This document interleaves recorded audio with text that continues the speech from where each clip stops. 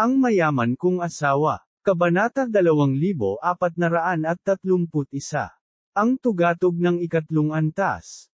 Manahimik ka, walang hiyang matandang bagay. Lumapit si Chinyu. Itinaas niya ang kanyang kamao at nag-ipon ng kapangyarihan. Ang kapangyarihan ng mundo ay umahan sa kanyang kamao at tumusok na parang palaso na umaalis sa busog. Ang Sumero World. Ang kanyang bilis ng pagbabawas ng mga special rules ay tumaas ng 100 beses pagkatapos niyang makuha ang 5 Emperor Coins. Sa tuwing may oras siya, patuloy niyang palawakin ang Sumero World. Sa sandaling ito, ang kapangyarihan ng Sumero World ay humigit kumulang 20% na mas malakas kaysa dati. Ang kanyang isang suntok ay naglalaman na ng lakas ng 3rd level. Maliliit na pandaraya. Pagpatay ng libo-libong kulog. Ang suntok ng matanda ay nagdala ng kidlat sa langit. Kailangan niyang labanan ang suntok na ito ng pilit. Isang nakakatakot na puwersa ang biglang sumabog. Maging ang mga ninuno ng pamilya Lei ay napaatras ng ilang hakbang ng nakakatakot na puwersang ito. 5 Emperador, pahiram sa akin ng iyong lakas. Sa Sumero World, lumitaw ang multo ng isang dakilang emperador. Isang napakalaking paisier na kahawig ng isang Diyos ang lumitaw sa likod ni Chinyu at marahang tinapik ang kanyang likod. Damaloy ang kapangyarihan sa kanyang kamao, at muling naglabas si Chinyu ng parang tsunami na kapangyarihan. Nabali nito ang braso ng matanda at pinalipad siya pabalik. Sisi, nakita mo ba? Ang lakas ng lalaki niyan. Bakit hindi tayo magpalitan ng suntok? Ngumiti si Chinyu kay Hua Jikong. Ikaw, si Hua Jikong ay dumura ng isa pang subo ng dugo. Nakakabaliw ka, tapos wala akong dapat ipag-alala pagkatapos kitang patayin. Walang pakialam ang ekspresyon ni Leili. Sa isang kisap mata, nagpakita siya sa harap ni Chinyu. Sa isang kisap mata, ang tunog ng dagat ng landas ng langit ay umalingaw sa kalangitan sa ilalim ng dagat ng Path of Heaven. Isang napakalaking soul statue ang dahan-daang nagmulat ng mga mata nito. Sa isang iglap, maraming kapangyarihan ng mga panuntunan ang direktang naturok sa katawan ni Leili mula sa rebulto. Isang nakakatakot na internal chi ang bumangon mula sa katawan ni Leili. Martial Uncle Leili, mangyaring magpakita ng awa. Nagbago ang mukha ni Leizin. Lumapit siya kay Leili at gustong humingi ng awa. Ang nakakapasong kidlat ay kumislap, at si Leili ay dumaan na sa kanya.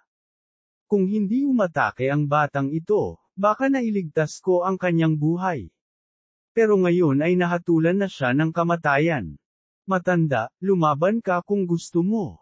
Tumigil ka sa kakadaldalan at pagsasalita ng kalokohan. Sa sandaling ito, umuumbok ang mga kalamnan ni Chinyu.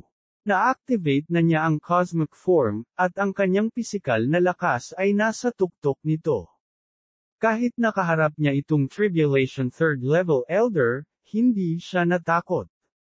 Parami ng parami ang nagtipon sa paligid ng Thunder Courtyard. Ang mga taong ito ay unang narito upang makita ang henyo na nag-trigger ng 9 Dragon Thunder Tribulation. Hindi nila inaasahang makakatagpo sila ng ganoong sitwasyon, Ran Omicron BE. Jiang He, may pagkakataon ba si Chinyu na manalo laban sa taong ito? Ang ekspresyon ni Yao Ming ay komplikado.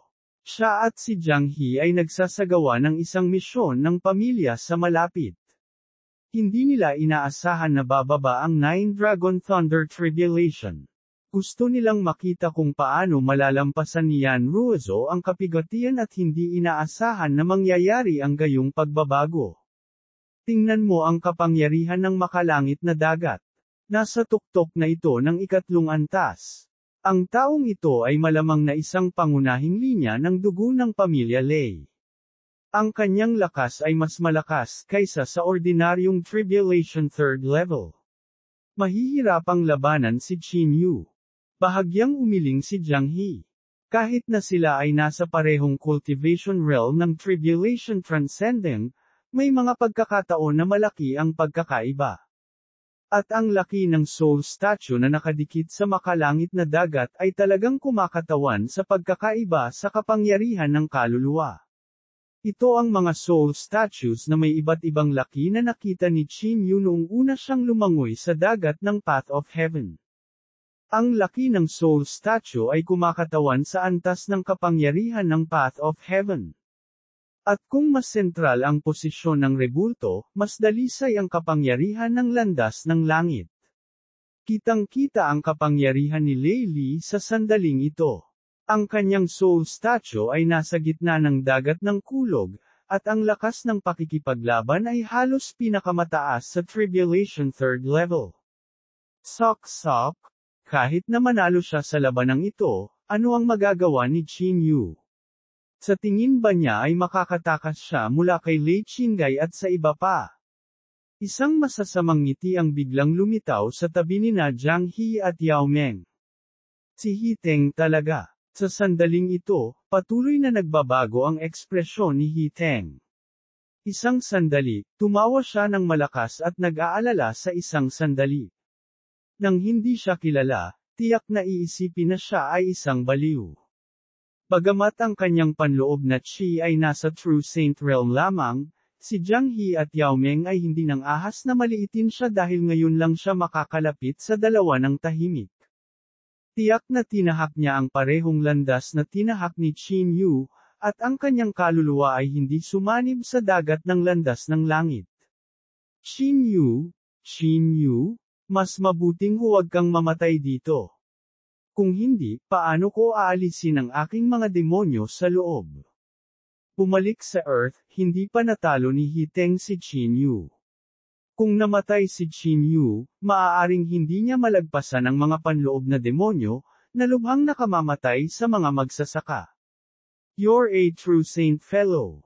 Bakit ka tumatahol dito? Napakaingay. Isang sinaunang magsasaka ang tumitig kay He Teng at nakakunot ang noo habang pinapagalitan. Hehe. Ilang beses na umikot ang mga eyeballs ni He Teng, pagkatapos ay inilabas niya ang kanyang dila na pula ang dugo at dinilaan ang hangin. Biglang huminto ang boses ng sinaunang magsasaka. Isang siksik at malanet na pattern ng mga daluyan ng dugo ang biglang lumitaw sa kanyang katawan. Pagkatapos nito, ang kanyang katawan ay agad na naging hindi mabilang na mga piraso ng laman at dugo na nahulog sa lupa. Nagulat ang mga tao sa paligid at mabilis na lumipat sa gilid, hindi nangangahas na manatili sa baliw na ito. Kakaiba ang paraan. Maaari kang gumamit ng spell para ma-activate ang spatial power ng rules, at ang kaluluwa mo ay napakalakas na parang may nakatago sa loob. Jiang siya ay medyo nagulat. Hindi niya malinaw na nakita ang pag-atake ni He Teng. Wala sa iyong negosyo. Medyo madilim ang ekspresyon ni He Teng. Hindi niya inaasahan na makikita ni Jiang He ang ilan sa kanyang sitwasyon sa sandaling umatake siya. Karamihan sa mga tao ay hindi napansin si He Teng. Marami ang masiglang nag-uusap, na nagpapahayag ng kanilang mga pananaw sa labanang ito. Karamihan sa mga tao ay walang pakialam sa labanang ito. Gayunpaman, sikat si Qin Yu mula noong bumalik siya sa Holy Region mula sa Purgatorio. Naramdaman ng ilang tao na may pagkakataon si Qin Yu na talunin ang sikat na Lei Li. Sibat sa daliri. Matapos tumaas ng husto ang panloob na chi ni Lei Li, libu-libong daliri ang tumusok sa isang iglap. Ang bawat daliri ay nakatutok sa mahalagang punto. Ang finger spear ay kasing bilis ng kidlat. Walang ibang paraan kundi ang labanan ito ng direkta. Boom! Hindi umatras si Qin Yu. Ang kapangyarihan ng paglipol ay dumagsa sa kanyang buong katawan, at ang kamao ng paglipol ay tumusok sa nakakatakot na kapangyarihang mapanirang. Ang magkabilang panig ay umatras pagkatapos ng unang pakikipag-ugnay at pagkatapos ay ginamit ang kanilang mga hakbang sa pagpatay. Ang kapangyarihan ng finger spear ay nasa peak of tribulation third level. Ang tunog ng electric current sa katawan ni Lei Li ay umuungal na parang walang katapusan. Puno ng dugo ang katawan ni Qin Yu. Sa tuwing magsasagupaan sila, Nagdudulot ito ng matinding pagkabigla sa kanyang katawan. Sa sandaling ito, galit na galit siya. Kahit na kailangan niyang makipagpalitan ng mga pinsala, hindi siya outrest.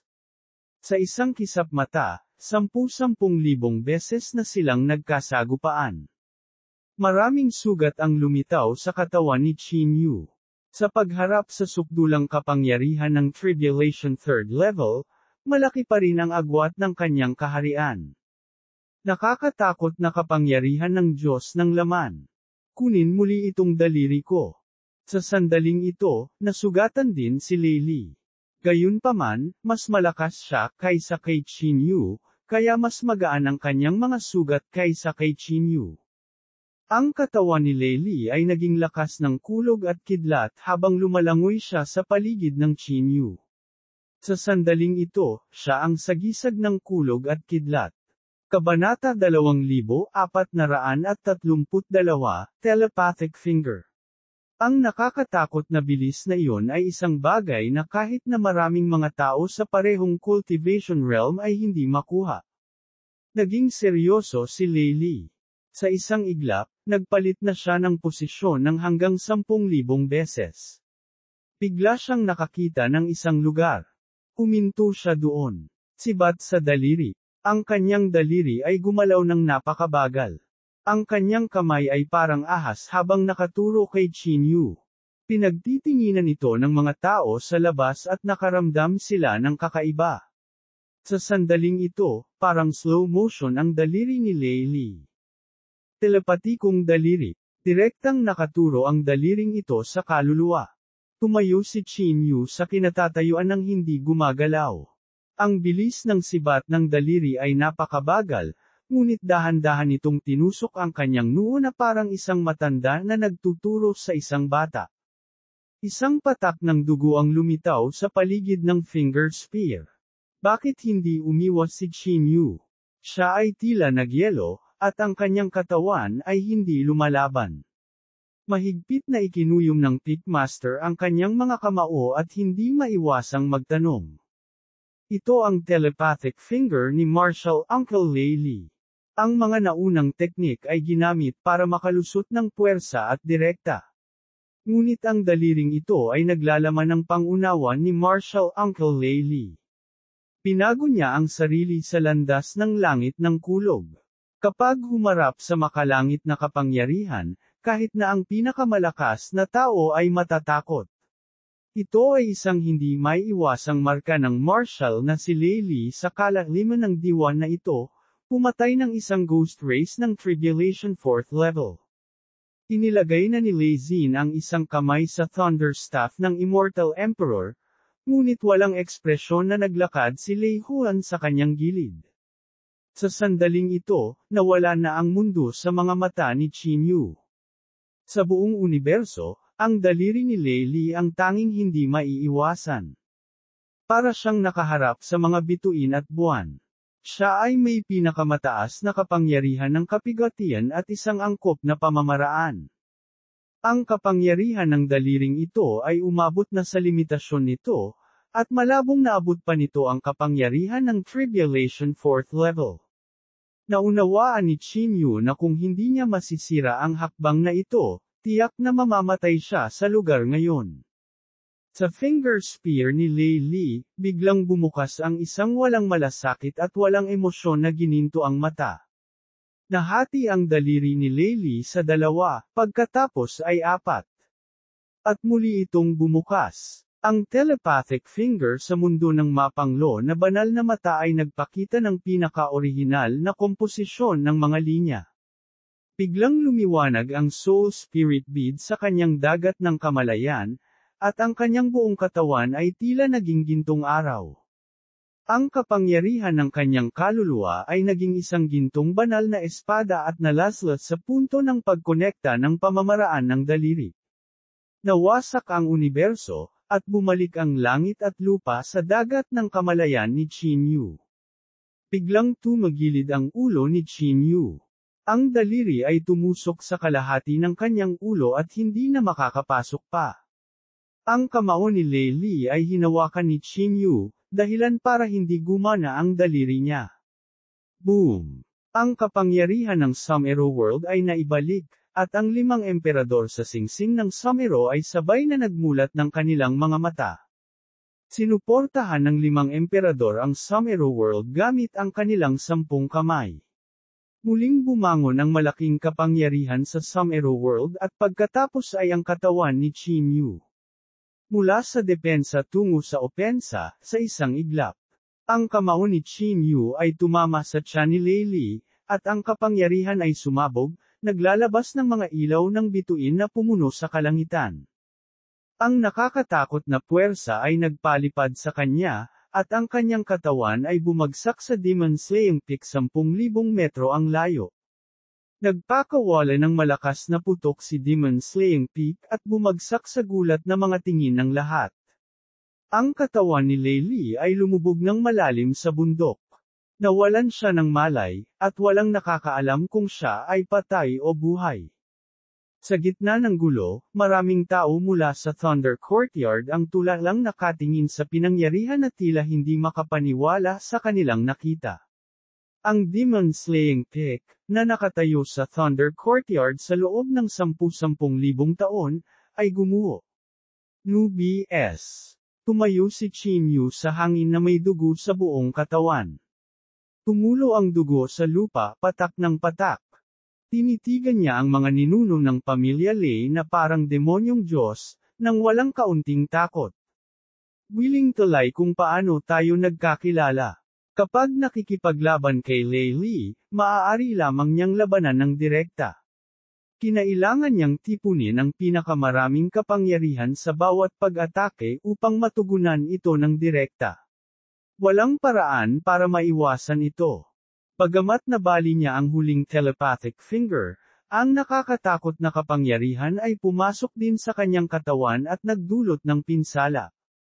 Ang pag-activate ng ikalawang antas ng Desolated na banal na mata ay nakakonsumo din ng malaking halaga ng espiritual na enerhiya. 1/4 na lang ng kanyang lakas ang natitira sa kanya. Paano ba? Sisi. 2 tao na ang nabugbog ko. Do you dare to come up and fight me one-on-one now? Tumingin si Qin Yu kay Hua Jikong na parang demonyo. Beastard, ang lakas ng loob mong ipahiya ako ng ganito.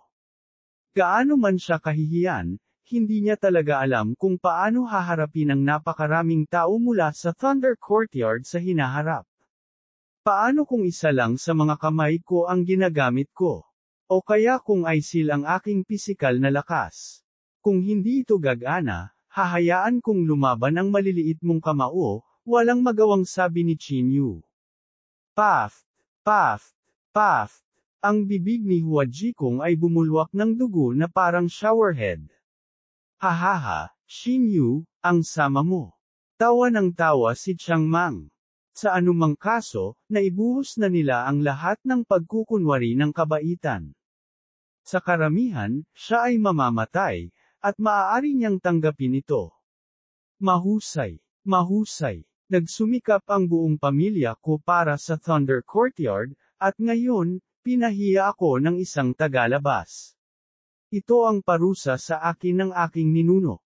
Kung ako, si Hua Qianjia, ay nakagawa ng anumang mali, ipapakita ng aking ninuno ang kanyang pagka-Diyos at direktang sasabihin sa akin. Malungkot na sigaw ni Hua Qianjia. Shut the f*** up. Ang matandang Beastard ay nanganak ng kaunting Beastard. Thunder Courtyard ay nawasak dahil sa iyo. Nagmura si Qin Yu at tinuro si Hua Qianjia. Si Qin Yu ay malubhang nasugatan ngunit hindi siya natatakot.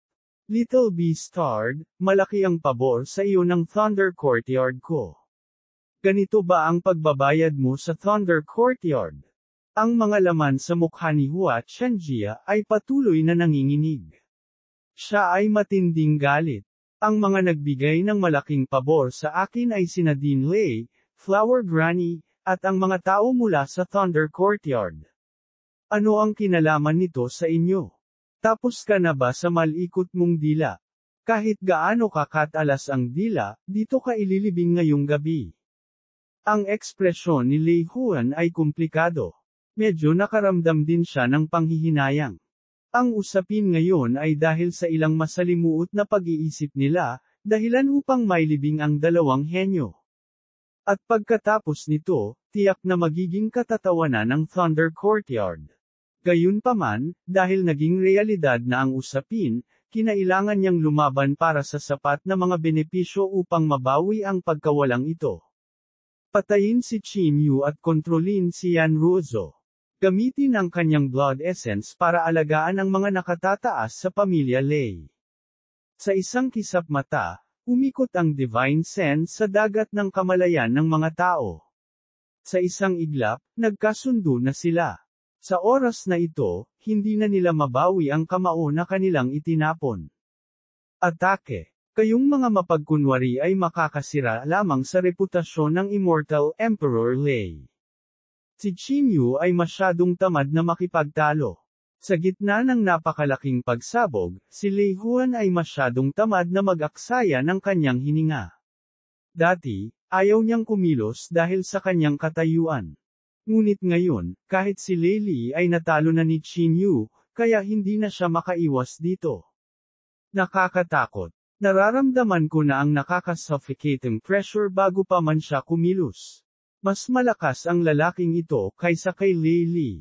Baka umabot pa siya sa Condensed Throne 4th level. Si Jiang He ay tumingin sa sobrang solemna. Hindi na nagsalita pa si He Teng. Kung si Lei Li, naramdaman niya pa rin na baka may pagkakataon pa si Chimyu. Ngunit sa pagharap sa taong ito, kahit si He Teng ay nakaramdam ng takot sa kamatayan. Kung mas mataas ang antas ng labanan, mas simple ito. Ang mga diskarte ay higit pa tungkol sa koordinasyon. Karamihan sa mga ito ay kumulo sa malupit na puwersa laban sa malupit na puwersa.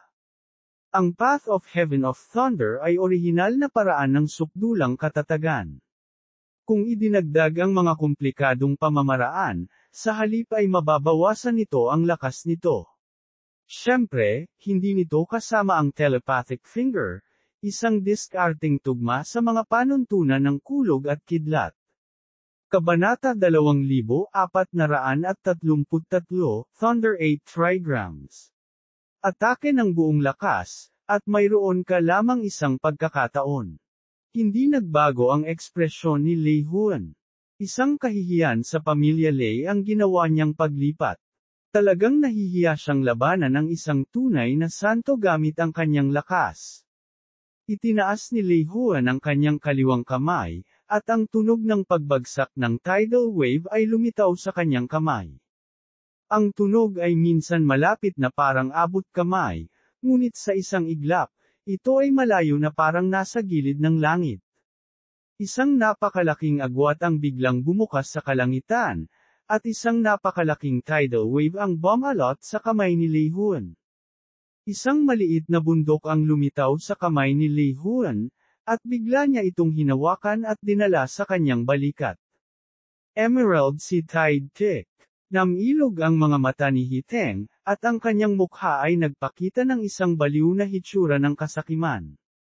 Anong mahiwagang artifact ito? Ramdam ni Yao Ming ang nakakatakot na presyon ng Emerald Sea Tide Tick.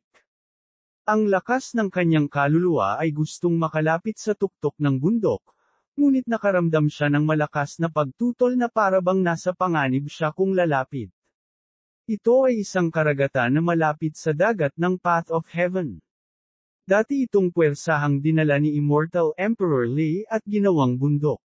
Ang mahiwagang artifact na ito ay ibinigay kay Lei Huan ni Immortal Emperor Lei. Ito ay kahit isang quasi-celestial artifact at maaaring nalampasan pa ang ordinaryong celestial artifact. Bagamat puno ng kasakiman ang mga mata ni He Teng, wala siyang intensyon na agawin ito.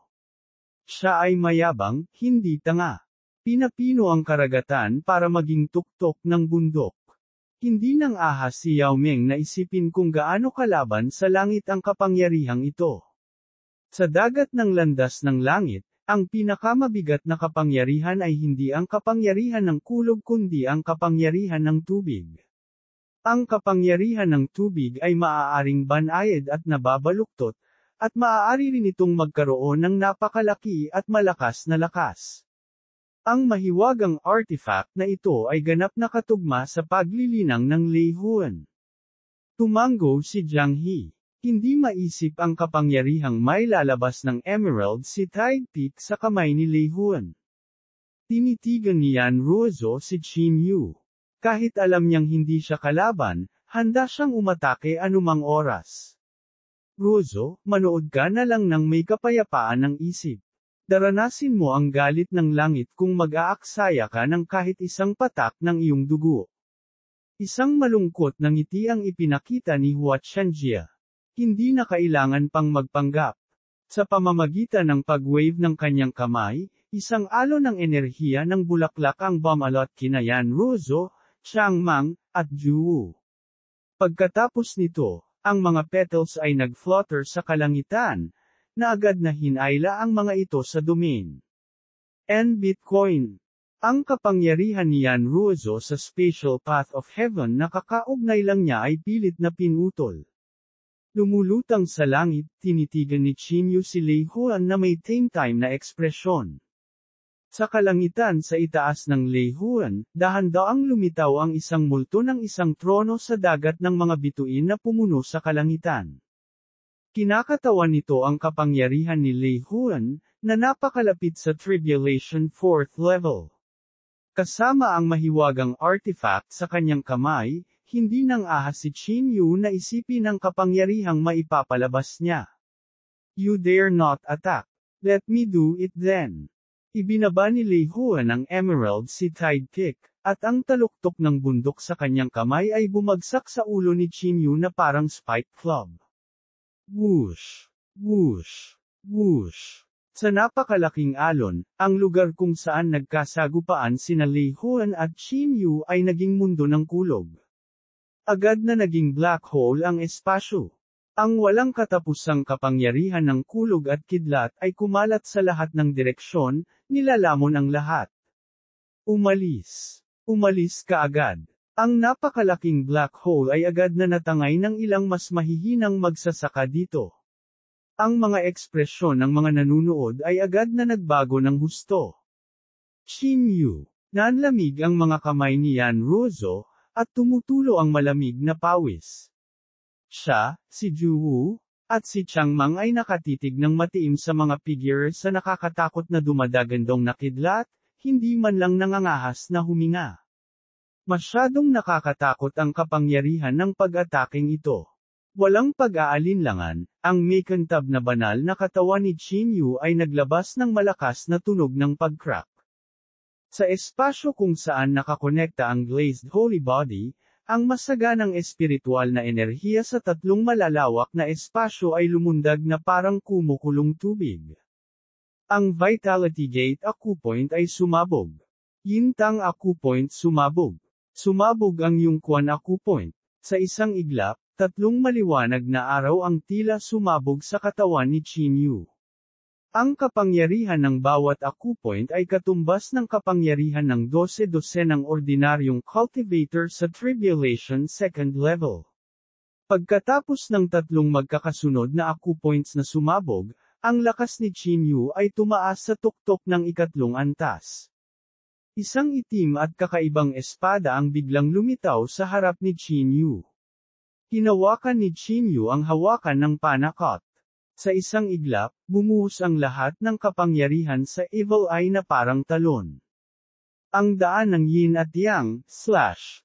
Ang itim at puti na panloob na chi ay tumagos sa dagat ng kulog na pinasabog ng mga alon ng dagat ng Esmeralda na parang mahabang bahaghari at nag-counterattack laban kay Lei Huan. Sa isang iglap, ang impyerno ay tila bumaba sa Thunder Courtyard. Hindi mabilang na mga malisyosong espirito ng reincarnation ang gumagala, at mayroong libu-libong mga multo sa antas ng tribulation na dumaan. Ang mga mata ni Qin Yu ay biglang naging itim, at ang backlash ng evil eye ay dahan-daang kumalat sa kanyang kaluluwa. Sa isang iglap, ang puso ng kulog at 5 dakilang emperor ay lumiwanag ng sabay upang harangin ang kapangyarihang ito. Ang black tide sa mga mata ni Qin Yu ay unti-unting hamupa. Halika, Lei Huan. Tingnan ko kung gaano ka pambihira, ang pangalawang tao sa ibaba ng Immortal Emperor Lei. Ang buhok ni Qin Yu ay biglang naging puti ng nyebe. Sa pagkakataong ito, pilit niyang ginamit ang pinakamalakas na kapangyarihan na magagamit ng Evil Eye. Tungkol naman sa backlash, hindi na siya mapakali. Ang daan ng yin at yang, at ang yin at yang ay baligtad. Ang nakakatakot na kapangyarihan ng kadiliman ay agad na nagbago sa makamundong kapangyarihan ng kaharian ng yang. Ang kapangyarihan ng yin ay ang kapangyarihan ng kaharian ng multo. Pangunahing pinapatay nito ang kaluluwa at walang silbi laban sa mga tao sa antas ni Lei Huan. Ang daan ng kulog ay ang kalaban ng kadiliman at kasamaan, kaya pinili ni Qin Yu na direktang gawin itong daan ng yang upang labanan ng direkta. Ang kapangyarihan ng yin at yang ay agad na nagsanib sa isa, at isang espada ng langit at lupa ang tumagos tulad ng kidlat at isang mabangis na tigre. Kawili-wili. Si Lei Huan ay nagpahayag ng isang solemna na ekspresyon. Ang Emerald Sea Tide Peak sa kanyang kamay ay lumawak ng 12-dosenang beses. Ang kulog na dagat ng landas ng langit ay tila may naramdaman at biglang lumundag ng malakas. Isang napakalaking pool ng kidlat ang biglang lumitaw sa itaas ng Emerald Sea Tide. Tuktok. Thunder 8 trigrams. Sa gitna ng malakas na pagsabog, hindi maimulat ng mga tao ang kanilang mga mata dahil sa nakakatakot na kidlat. Kahit na ang libu-libong milya ang layo ay makikita ang pagbagsak ng dagat ng kulog na mas nakakatakot kaysa sa Nine Dragon Thunder Tribulation. Halos kalahati ng mga taluktok ng bundok sa Thunder Courtyard ay naging alikabok ng marahas na kulog at kidlat na mundo. Ito ay halos ang kapangyarihan upang sirain ang mundo. Puno ng takot ang mukha ni He Teng. Kaka-atras lang nila ng 10,000 metro sa isang iglap, at ngayon ay may napakalalim na bangin sa harapan nila. Halos 1/3 ng mga nanunood ay namatay mula sa shockwave. Ang mga nag-react ng bahagyang mas mabagal ay natangay dito. Ang kanilang mga kaluluwa ay agad na dinurog ng kidlat, na walang lakas na lumaban. Ang ganitong uri ng kapangyarihan ay isa pang pag-unawa sa landas ng langit. Karamihan sa mga tao sa Tribulation 4th o 5th level ay kukuha ng kapangyarihan ng langit at lupa sa kanilang mga katawan bago mag-activate ng teknik o maglunsad ng pag-atake gamit ang kanilang pisikal na lakas. Para kay Lei Huan, maaari niyang direktang matrigger ang tunay na karagatan ng dagat ng Path of Heaven at direktang wasakin ang kapangyarihan ng Path of Heaven. Ang katawan ni Qin Yu ay natatakpan ng malalaking sugat. Sa sandaling ito, nakaramdam siya ng matinding sakit sa buong katawan, kahit na bahagyang huminga. Kahit na ginamit niya ang lahat ng kanyang lakas, hindi niya mapigilan si Lei Huan. Talagang malakas siya. Gayunpaman, hindi ko maintindihan kung bakit ang isang taong may ganoong kapangyarihan ay gagawa ng ganoong bagay. Kabanata 2434, Pagpapalit ng buhay para sa buhay. Umupo si Qin Yu sa lupa, yumuko ang kanyang katawan, at huminga ng dahan-dahan. Inalis ni Lei Huan ang Emerald Sea Tide Peak at tumahimik. Sa landas ng paglilinang, magkakaroon ng mga pagbabagong nakakasira sa lupa pagkatapos ng kapigatian. Logically speaking, bilang isang alagad ng Thunder Courtyard, hindi kami dapat mag-isip tungkol sa iyo. Gayunpaman, ang lakas ng Thunder Courtyard ay masyadong mahina. Sa magulong oras na ito ng Path of Heaven, natatakot ako na mahirap pa ring protektahan ang ating linya ng dugo. Ito ay isang sinag ng pag-asa para sa atin na may linya ng dugo. Ito ay sinag ng pag-asa. Upang masira muli ang ganitong uri ng kapangyarihan ay talagang isang bagay na hindi natin maaaring isuko. Marshall Uncle, bakit mo sinasabi sa maliit na bastard ang lahat ng ito? Mabangis ang ekspresyon ni Hua Jikong. Nang makitang hindi makatayo si Qin Yu, huminga siya ng malalim. Ang pagkatalo sa dalawa sa mga Supreme Elder ng pamilya Lei sa True Saint Realm at kahit na makaligtas sa isang buong puwersang pag-atake mula sa numerong 2 tao ng pamilya Lei, si Lei Huan, ay isa ng nakakatakot na tagumpay. Kung bibigyan pa ng oras, hanggang saan siya uunlad? Naramdaman ni Hua Jikong ang panginginig ng kanyang kaluluwa nang maisip niya ito. Nag-ambala siya ng boses ni Qin Yu habang tumatakbo ang kanyang imahinasyon. Di man sisi, shut up. Anong kinalaman mo kapag may nagsalitang lalaki? Napalingon si Qin Yu at sinaway. Nagdilim ang paningin ni Hua Jikong, at halos hindi na siya makahinga. Di man it, tinatawag na naman akong sisi. Lumingon si Qin Yu para tingnan si Lei Huan. Senyor, natatakot ka bang hindi ka na umasenso? Kung ikaw, pagdudahan ang iyong sarili, natatakot ako na magkakaroon ka ng mga panloob na demonyo sa hinaharap at hinding-hindi makakalagpas sa huling hakbang. Isang mapanuksong ngiti ang lumitaw sa mukha ni Qin Yu. Ang hinahangad ko ay ang rurok ng kapangyarihan. Sa landas ng paglilinang, dapat gawin ng isang tao ang lahat ng bagay sa sariling katawan. Ito rin ang paraan na umiral mula pa sa simula ng mundong ito. Sa degenerate age, walang sinuman ang makakalagpas sa tribulation transcending stage at gumamit ng kapangyarihan ng kapigatian upang labanan ang Immortal Emperor nang hindi nauunawaan ang kanyang sarili. Nang ahas ka ba sa kanyang sarili? Umiling si Lei Huan. Ang dami niyang sinabi hindi dahil nagigilty siya. Ito ay dahil nagawa ni Qin Yu ang kanyang pagkilos, at iginagalang niya siya. Anak, pwede ka nang umalis. Kung hindi dahil sa katotohanan na ang isang henyo na tulad mo ay may away ng kamatayan sa aking pamilya Lei, hindi ko nais na sirain ang isang panla na tulad mo. Umakbang si Lei Huan at inabot ang kanyang palad para hawakan ang ulo ni Qin Yu. RANS. Paano ka nakakasigurado na dito ako mamamatay?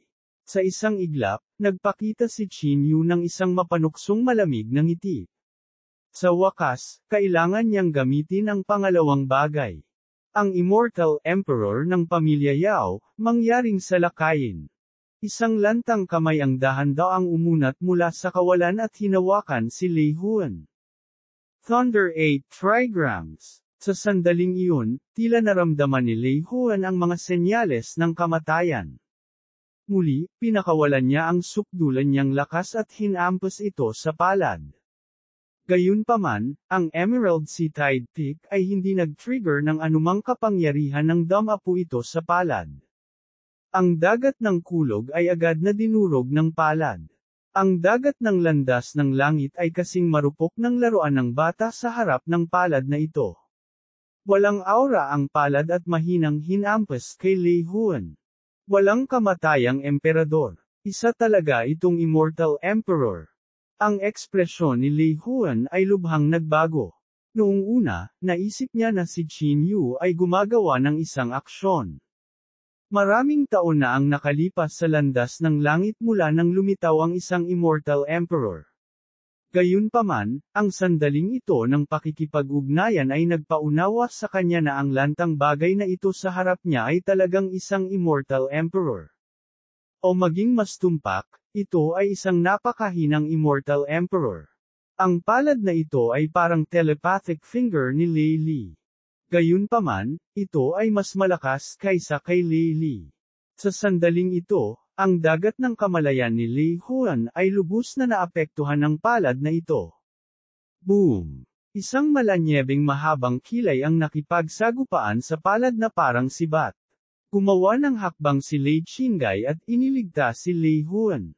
Maaari mo talagang pinuhin ang isang maliit na bahagi ng kaluluwa ng Immortal Emperor ng pamilya Yao. Gayunpaman, hindi ito sapat para iligtas ka. Ang 3 kaluluwa at 7 espiritu. Ang Immortal Emperor ay may kaluluwa at 3 espiritu na nasa labas ng Path of Heaven. Kung maaari mong pinuhin ang isa pang maliit na kaluluwa, natatakot ako na talagang wala kaming magagawa sa iyo. Mahinang sabi ni Lei Qinggai. Ang kanyang katawan ay medyo mahina, tulad ng isang matanda na malapit ng ihimlay. Gayunpaman, walang nang-ahas na maliitin ang numero 1 tao sa pamilya Lay. Pagkatapos ng ubo, parang nagbago ang panahon, at binata siya ng umatake. Ang kanyang katawan ay bumangga sa bangkay ng Immortal Emperor ng mabangis. Sa isang malakas na boom, ang Immortal Emperor ng pamilya Yao ay talagang umatras. Isang lalaki at isang bangkay ang nagpalitan ng daan-daang libong suntok sa isang iglap, tulad ng mga ordinaryong tao na nag-aaway sa lansangan. Nang magpalitan ng suntok ang dalawa, walang gaanong kapangyarihan ang kumalat. Gayunpaman, sa mga mata ni Qin Yu at ng iba pa, sa tuwing nagpapalitan sila ng suntok, ito ay direktang banggaan ng kapangyarihan ng landas ng langit. Ang katawan ni Lei Qinggai ay ngayon ang kulog ng banal na kaparusahan, at bawat paghinga at paggalaw ay kapangyarihan ng dagat ng kulog. Habang ang Immortal Emperor ng pamilyang Yao ay gumamit ng hindi matukoy na paraan, kaya niyang pigilan si Lei Qinggai sa pamamagitan ng simpleng hampas ng palad. Mga tauhan, biglang nagdilim ang langit, at ang celestial artifact sa kamay ni Lei Xin ay lumundag sa kalangitan. Nabuo ang mga kulog na ulap, at sila ay itim, lila, pula, asul, at dilaw. 5 layer ng thunder clouds ang gumulong at nag-shuttle. Sila ay halos ang mga ulap na nagmula sa dagat ng landas ng langit. Ang kanilang kapangyarihan ay hindi nasusukat. Inactivate ng Thunderstaff ang 9th Heaven Divine Thunder at sinalakay ang Immortal Emperor ng pamilya Yao kasama si Lei Qinggai ng sabay. Sa kombinasyon ng dalawang pag-atake, sa wakas ay makakalaban na ni Lei Qinggai ang bangkay ng Immortal Emperor nang hindi nahuhuli.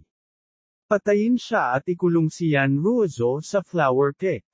Si Lei Qinggai ay umubo ng 2 beses at mahinang sinabi. Maraming variable kung hihintayin niyang dumating ang pamilya Yan o iba pang maharlikang pamilya.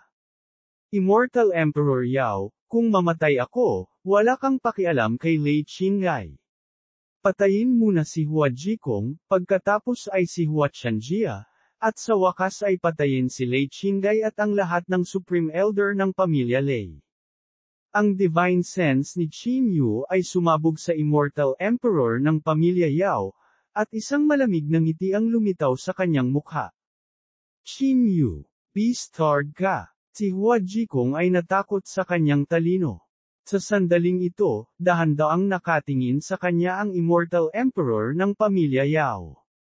Ang mga ekspresyon ni Lei Qinggai at Lei Huan ay lubhang nagbago. Hindi nila inaasahan na gagawin ni Qin Yu ang ganoong bagay.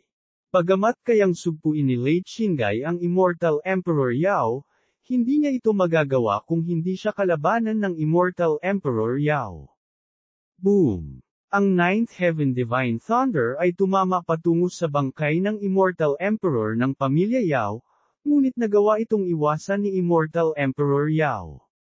Masyadong mabagal para sa kanya ang bilis ng kulog. Bagamat ang ika-9 na langit. Banta si Divine Thunder sa kanyang bangkay, walang silbi kung hindi siya nito matamaan. Matapos gamitin ni Qin Yu ang Soul Torment Mind Technique para mabawi ang isang bahagi ng kanyang kaluluwa, nakuha niya ang isang maliit na bakas ng kamalayan. Qin Yu, maniwala ka man o hindi, direkta kitang papatayin. Ang mukha ni Lei Qinggai ay puno ng pagpatay na layunin. Halika, matandang beastard.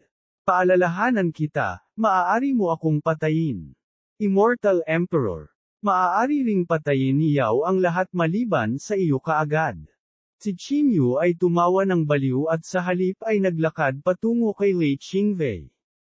Boom! Hindi nang ahas si Lei Qinggai na magsalita ng kahit ano. Nag-transform siya sa isang napakalaking kidlat, at ang kapangyarihan ng kanyang Thunder Body ay tumaas ng sukdulan. Natatakot na ang Immortal Emperor ng pamilya Yao ay salakayin ng kanyang mga tao. Hanggat ang bangkay ng Celestial Saint ay inabandona si Lei Qinggai, ang iba ay papatayin sa isang iglap. Boom! Sumabog ang nakakapasong liwanag sa kalawakan. Sinira ni Yan Ruozo ang domain ni Hua Qianjia, na naging sanhi ng pagsusuka niya ng dugo at pagkahulog. Kabanata 2435, Pagsubaybay sa landas ng langit. Honey, dalhin mo kami dali. Sister Ruozo, tumakbo ka na dali. Sigaw din ni Juwu. Nang makitang naalis na niya ang pinakamalaking banta kay Qin Yu, pilit na pinigilan ni Yan Ruozo ang malaking kagalakan sa kanyang puso. Sa isang bahagyang paggalaw ng kanyang mga kamay, ang special chi ay naging isang mahabang ilog at tumangay. Pagkatapos ay dinala niya ang lahat at nawala sa lugar. Sa panlabas na rehiyon, agad ding nawala sina Yao Meng, Jiang He, at He Teng nang makita ito. Hindi lihim na nagpunta sina Yao Meng at Jiang He sa Demon Slaying Peak upang makilala si Qin Yu. Nang maglaon, kapag si Lei Qinggai ay bumalik sa kanyang katinoan, ito ay isang sakuna para sa kanila. Ang Immortal Emperor ng pamilya Yao ay nakatayo sa hangin na may walang pakialam na ekspresyon. Sa sandaling ito, ang 18 ninuno ng pamilya Lei na maaaring tumayo ay hindi nang ahas na huminga ng malakas. Maliban kay Lei Qinggai, ang lahat ay papatayin kaagad ng Immortal Emperor Yao. Sa makatuwid, si Lei Qinggai ay hindi nang ahas na kumilos maliban kung gusto niyang ipagpalit ang lahat ng bloodline ng pamilya Lei para sa buhay ni Qin Yu. Siya ay labis na nagsisisi ngayon. Kung ngayon lang niya direktang pinatay si Qin Yu, hindi na sana gaanong gulo ngayon. Walang katapusang pamamaraan ng batang ito. Sa huli, siya talaga ang nag-activate ng bangkay ng Celestial Saint ng pamilya Yao. Nabawi pa niya ang isang tipak ng kaluluwa ng Immortal Emperor. Ang hindi kapani-paniwalang sitwasyong ito ay nasa bingit na lamang ng pagsira sa kanyang depensa. Sa loob ng ilang taon ng Path of Heaven, umasa lamang ang pamilya Yao sa walang kamatayang mga kasulatan ng pamilya para makipag-ugnayan sa bangkay at gamitin ito bilang isang mahiwagang artifact sa pag-atake.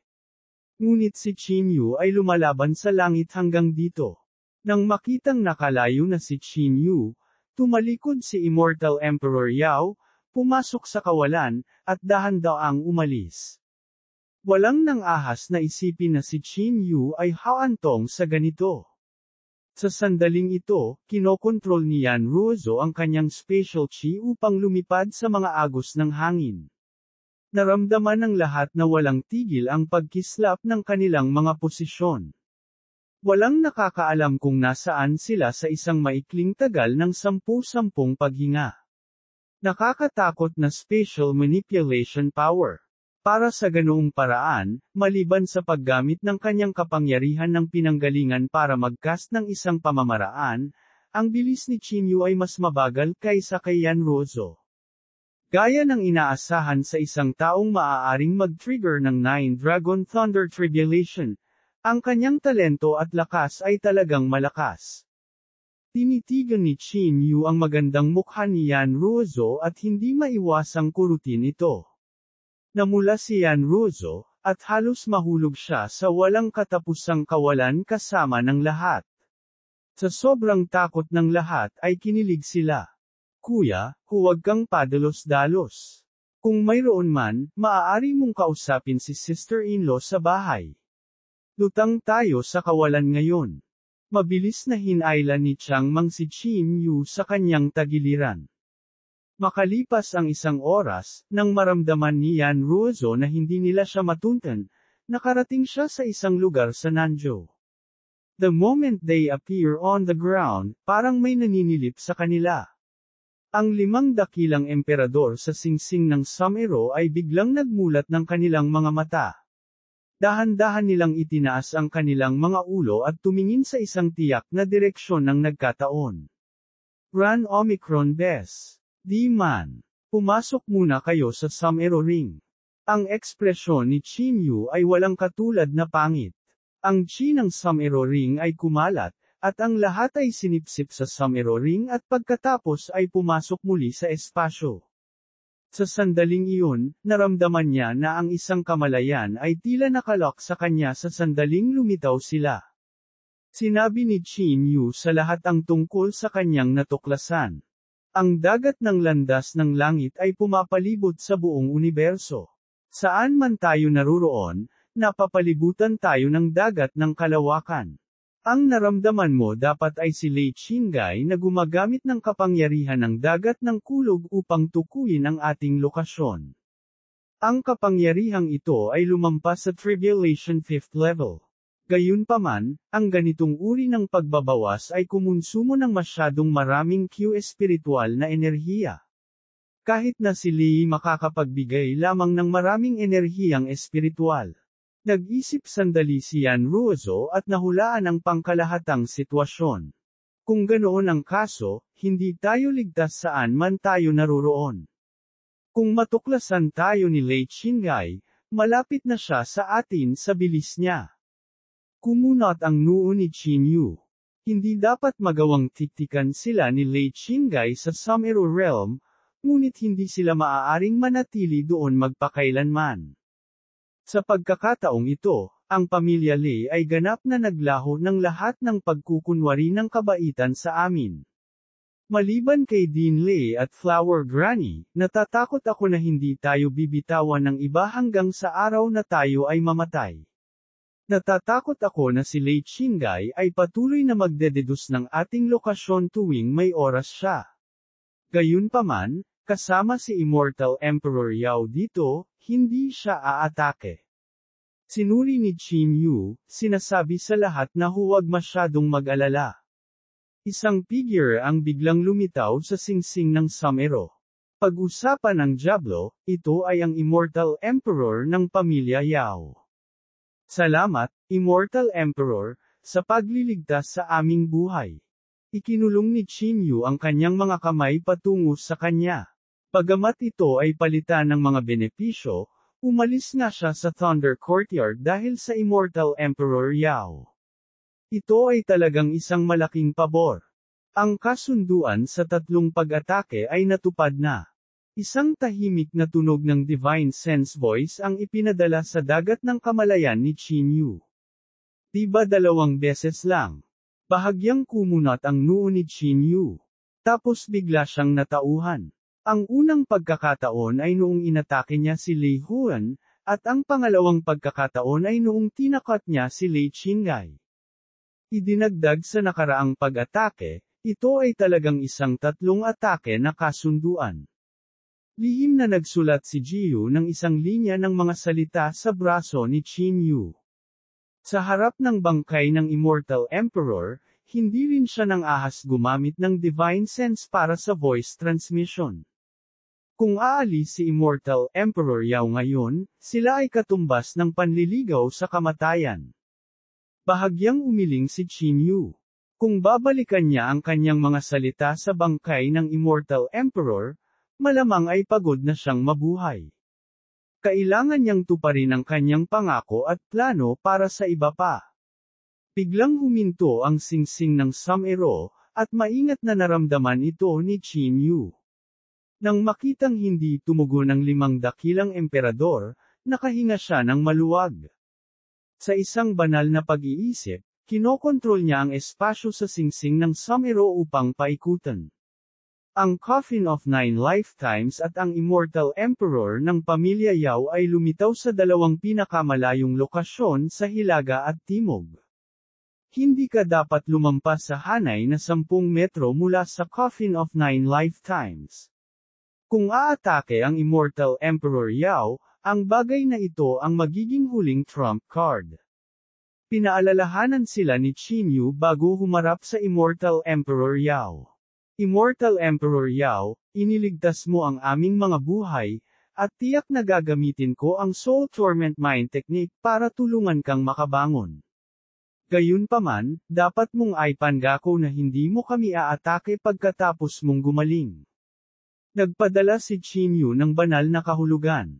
Wala siyang anumang tiwala sa lahat sa sandaling ito. Kung hahayaan niya ang Immortal Emperor Yao na mabawi ang isang kaluluwa, hindi niya alam kung gaano kalaki ang lakas niya. Sa kanyang kasalukuyang lakas, hindi makalaban si Qin Yu. Kung makukuha niya ang katiyakan mula sa Immortal Emperor, mas magiging sigurado siya. Matapos makatanggap ng positibong sagot, hindi na nagdalawang isip si Qin Yu. Ang kanyang divine sense ay naging isang gintong liwanag at bumaril sa divine sense ng Immortal Emperor ng pamilya Yao. Tulad ng dati, nag-trigger ito sa nakamamatay na tahimik na lupain upang iikot ang Soul Torment Mind Technique. Sa pagkakataong ito, kahit na nag-trigger si Qin Yu ng bakas ng kapangyarihan ng kaluluwa sa nakamamatay na tahimik na lugar ng kaluluwa, ang epekto sa pagkakataong ito ay mas mababa kaysa sa huling pagkakataon. Pagkatapos ay circulate ito ng 10 oras, nadagdagan lang ng kaunti ang kapangyarihan ng kaluluwa ng Immortal Emperor. Wala siyang ibang natamo, lalo pa ang pagbawi ng isa pa niyang kaluluwa at 2 espiritu. Kung magpapatuloy ito, wala itong silbi kahit na mag-opera pa ito ng 1.5 taon. 2,436 na showdown. Ang kanyang banal na pakiramdam ay bumalik sa kanyang tunay na katawan, at ang Trialis Immortal Scripture ay nagsimulang umikot. Isang napakalaking 5 elements at 8 trigrams ang kumalat sa dagat ng banal na kahulugan, na hinuhusgahan ang sanhi ng sitwasyong ito. Matapos linangin ang Soul Torment Mind Technique sa napakatagal na panahon, malabo rin na nagkaroon ng pangunawa si Qin Yu. Ito ay isang spell upang makipag-ugnayan sa Path of Heaven ng Ghost Realm, ang Path of Heaven ng kaluluwa. Ang daan ng kaluluwa ay dapat ding isang makapangyarihang puwersa na kabilang sa landas ng langit ng kaharian ng multo. Gayunpaman, habang hinihiram ang kapangyarihan ng Path of Heaven, magkakaroon ito ng maraming epekto sa kaluluwa, katulad ng pangkukulam ng pamilya J. Sa Purgatorio, nang lumitaw ang Netherworld Mystic Realm, maraming eksperto mula sa Purgatorio ang nakipag-away sa babaeng nakamaskara. Gayunpaman, kabilang si Qin Yu, 5 o 6 sa 10 tao ang direktang kinokontrol ng babaeng nakamaskara. At ang mga taong ito ay higit pa o mas kaunti ang nakipag-ugnayan sa Netherworld Cultivation Method. Posible kaya na habang ang lahi ng mga multo ay nilinang ang landas ng langit ng mas malalim, ang kanilang mga kaluluwa ay makokontrol ng mas matindi. Dahil makuha ang Netherworld Cultivation Method sa Holy Region, mahirap sabihin kung ito ba ang pamamaraan ng babaeng nakamaskara o ng Ghost Race. Gayunpaman, ang kanyang kasunod na cultivation technique ay nakuha ng kanyang ama nang siya ay pumasok sa Ghost Realm. Ang Soul Torment Mind Technique na kasalukuyang nililinang niya ay tila isang kumpletong pamamaraan na maaaring mabawasan ang backlash na kanyang pagdurusa. Bagamat ang mga bagay na iniwan ng kanyang ama ay hindi tulad ng puso ng kulog, maaari itong agad na magdala sa kanya ng napakalaking lakas sa pakikipaglaban. Palagi silang gumaganap ng isang napakahalagang papel sa bawat oras. Pagkatapos niyang linangin ang Soul Torment Mind Technique, malabo na niyang nararamdaman ang lokasyon ng Path of Heaven ng kaluluwa. Gayunpaman, ang kapangyarihang iyon ay tila napakalayo sa kanya. Kung mapuwersang gumagala siya sa dagat ng mga alituntunin, malamang ay pagod na pagod ang kanyang kaluluwa bago niya marating ang lokasyon. Naka-cross-legged si Qin Yu sa lupa. Sa isang iglap, 10,000 kaisipan ang pumasok sa kanyang isipan. Nais niyang pagnilayan ang pamamaraang ito ng paglilinang ng lahi ng multo mula pa noong una. Hanggat kaya niyang matuklasan ang pundasyon nito, mababawi niya ang iba pang kaluluwa at espiritu ni Immortal Emperor Yao. Tumayo si Immortal Emperor Yao sa harap ni Qin Yu. Naghintay siya ng walang ekspresyon at hindi minamadali si Qin Yu. Ang 5 dakilang emperador ay dahan-daang naglaho sa himpapawid, naging 5 sinag ng liwanag na nagsanib sa 5 elemento at 8 trigram. Agad na naramdaman ni Qin Yu ang kanyang bilis ng pagbabawas ng pagtaas ng 100 beses. Ang mga resulta ng kanyang hindi mabilang na mga pagbabawas ay naging mas solemn sa kanyang mga mata.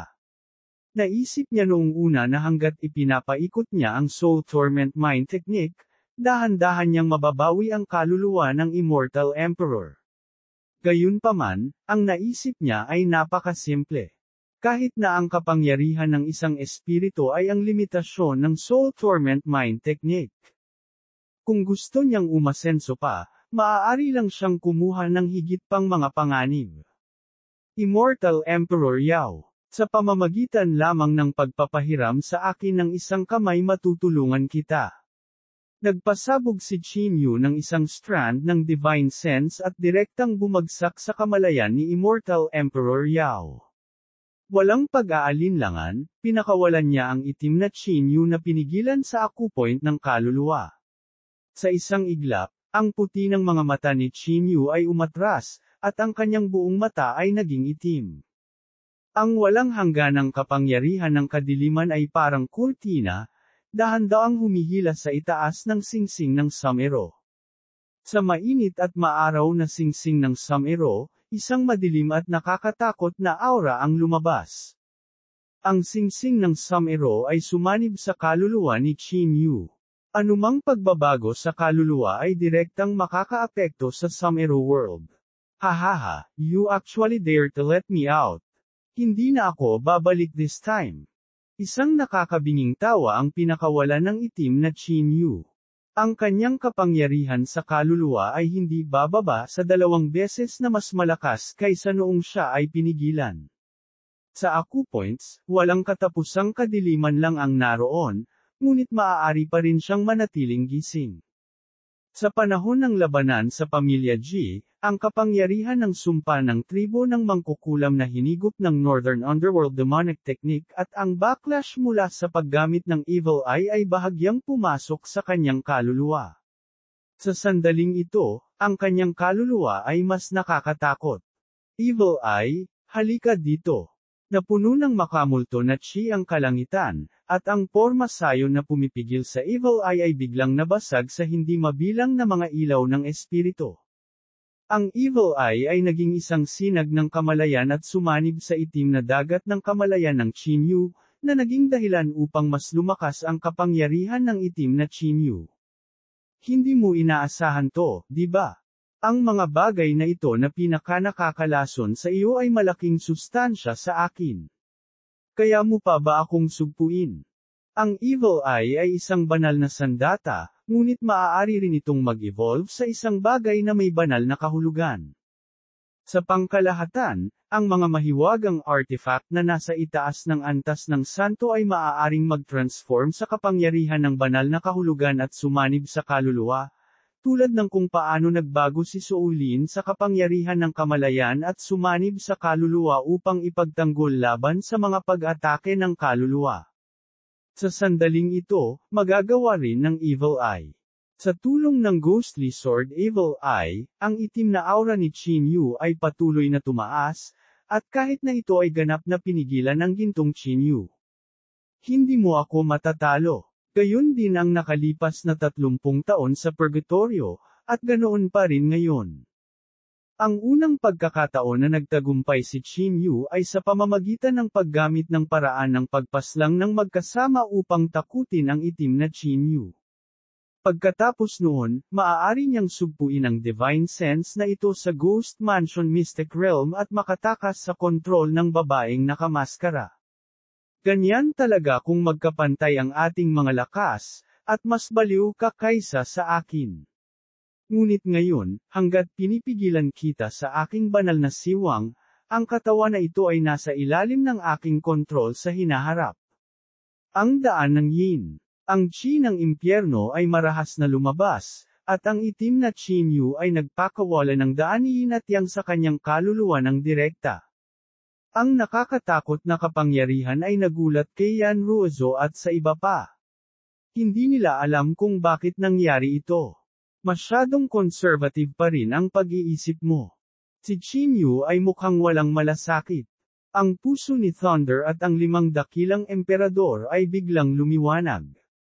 Ang kalangitan ay tila may karagdagang 6 na araw, at ang kapangyarihan ng yin na kahawig ng isang tidal wave ay pilit na hinarang. Ang pag-atake na ito ay upang sabihin sa iyo na kahit na nakuha mo ang Evil Eye at naabsorb ang kapangyarihan ng sumpa ng tribo ng mangkukulam, hindi ako natatakot sa iyo. Sabay na sumabog ang dalawang puwersa, at naging 50 hanggang 50 na paghaharap. Pagkatapos noon, si Qin Yu ay parang isang stream ng liwanag na direktang sumama sa katawan ng itim na Qin Yu. Sa mga tagalabas, ang gintong liwanag ay nawala sa kapangyarihan ng itim na banal na sentido sa sandaling ito ay lumiwanag. Ang dalawang kaluluwa ay agad na nagsanib, at sa sandaling ito, wala nang anumang pagkakaiba sa pagitan ng ginto at itim. Ang kapangyarihan ng kanyang kaluluwa ay patuloy na nagsasama, at nagbago sa iba't ibang kulay. Pinalitan sila ng dark brown na kulay na pumapalit sa pagitan ng pula at berde, katulad ng kulay ng mga multo na pamilyar sa mga tao. Ang kapangyarihan ng banal na pakiramdam na ito ay nagdulot kay Juwo at sa iba pa na makaramdam ng takot. Ang kapangyarihan ng kaluluwa ni Qin Yu pagkatapos ng pagsasanib ay naglalaman ng mga sumpa, Evil Eye, at iba't ibang kapangyarihan ng backslash. Nagkaroon din ng pagsasanib ng isang pag-alon ng katwiran at marangal na enerhiya at ang mapangwasak na kapangyarihan ng kulog at kidlat. Tunay na nakamit nito ang pagsasanib ng yin at yang ng dalawang magkasalungat na puwersa. Tulad ng daan ng yin at yang, pagkatapos ng palitan, ito ay sesabog na may mas nakakatakot na kapangyarihan. Hahaha, you actually dare to enter my soul body. Are you f***ing crazy? Northern Underworld Demonic Technique, pinuhin mo ito para sa akin. Ang itim na katawan ni Qin Yu ay biglang naging black hole. Ang walang hanggan na black hole ay naging sanhi ng marahas na pagyanig ng buong singsing ng Sumero. Ang Green Spirit Tree ay nagunat ng maraming ugat at biglang humawak sa nakapalibot na magulong espasyo. Noon lamang nabawasan ng husto ang pagyanig na iyon. Walang pakialam ang ekspresyon ni Qin Yu. Tinurog ng mala millstone na Northern Underworld Demonic Technique ang kanyang soul power na pulgada por pulgada. Iniunat niya ang kanyang kamay ngunit hindi umatake. Sa halip, dahan-dahan siyang sumanib sa itim na Qin Yu. Kung mayroon kang paraan para masipsip ang aking pinagmulan, ibibigay ko sa iyo ang katawan na ito. Kung hindi mo kaya, pagkatapos ay maging bahagi ako ng masunurin. Malamig na sabi ni Qin Yu. Kabanata 2437, ang landas ng langit ng Ghost Realm. Dalawang magkaibang kamalayan ang nasa loob ng iisang katawan, at oras na para malutas ito. Ang itim na kamalayan ay nabuo noong una niyang sinimulan ang paglinang ng Netherworld Mind Technique. Ang divine sense na ito ay nagmula sa kapangyarihan ng iba't ibang madilim na emosyon ni Qin Yu. Gayunpaman, maaaring dahil sa Netherworld Mind Technique na hindi inaasahang nagkaroon siya ng sariling kamalayan.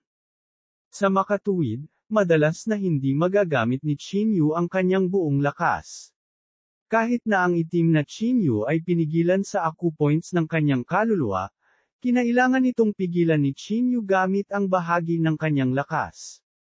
Kung hindi niya malulutas ang problema ng nagmula nitong kamalayan, ang kanyang paglilinang sa hinaharap ay makakatagpo ng mas malalaking paghihigpit habang lumalakas ang itim na Qin Yu. Ang madilim na emosyon mismo ay isang uri ng kapangyarihan ng kaluluwa na pag-aari ni Qin. Paano magiging ganap na tao ang isang taong walang emosyon na may iba't ibang kulay? Sa sandaling ito, natural na may kumpiyansa si Qin Yu sa paggawa nito.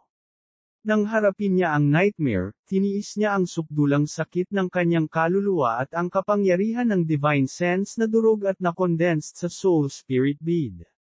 Naniniwala siya na hindi maraming tao sa lahat ng nabubuhay na nilalang ang makatiis ng matinding sakit. Sa oras na iyon, kung susuko siya, malamang napipiliin niya kaagad na mamatay. Gayunpaman, mahigpit na binantayan ng lakas ng kanyang ama ang kanyang pinanggalingan, at wala siyang ibang pagpipilian kundi harapin ang matinding paghihirap na ito. Nang kaharap ang iskolar na si Jun Yixian, sumailalim siya sa reinkarnasyon ng 100 buhay, na siyang tunay na pagkamatay ng 100 buhay. Ngayon na ang pinagmula ng kanyang banal na pakiramdam ay umabot na sa hindi maisip na antas ng katatagan, ang itim na si Qinyu ay hindi pa nakaranas ng ganitong uri ng tempering dati. Sa makatuwid, sa ganitong uri ng pagsasanib, hindi siya katugma sa kapangyarihan ng banal na kahulugan ni Qinyu. Nililigawan mo si kamatayan. Ngayon, ipapakita ko sa iyo ang pinagmula ng kapangyarihan ng aking kapanganakan. Ang itim na Qinyu ay nagpakita ng kakaibang ngiti. Ang pagkakaiba sa pagitan niya at ni Qinyu ay nang i-activate ng itim na Qinyu ang Soul Torment Mind Technique.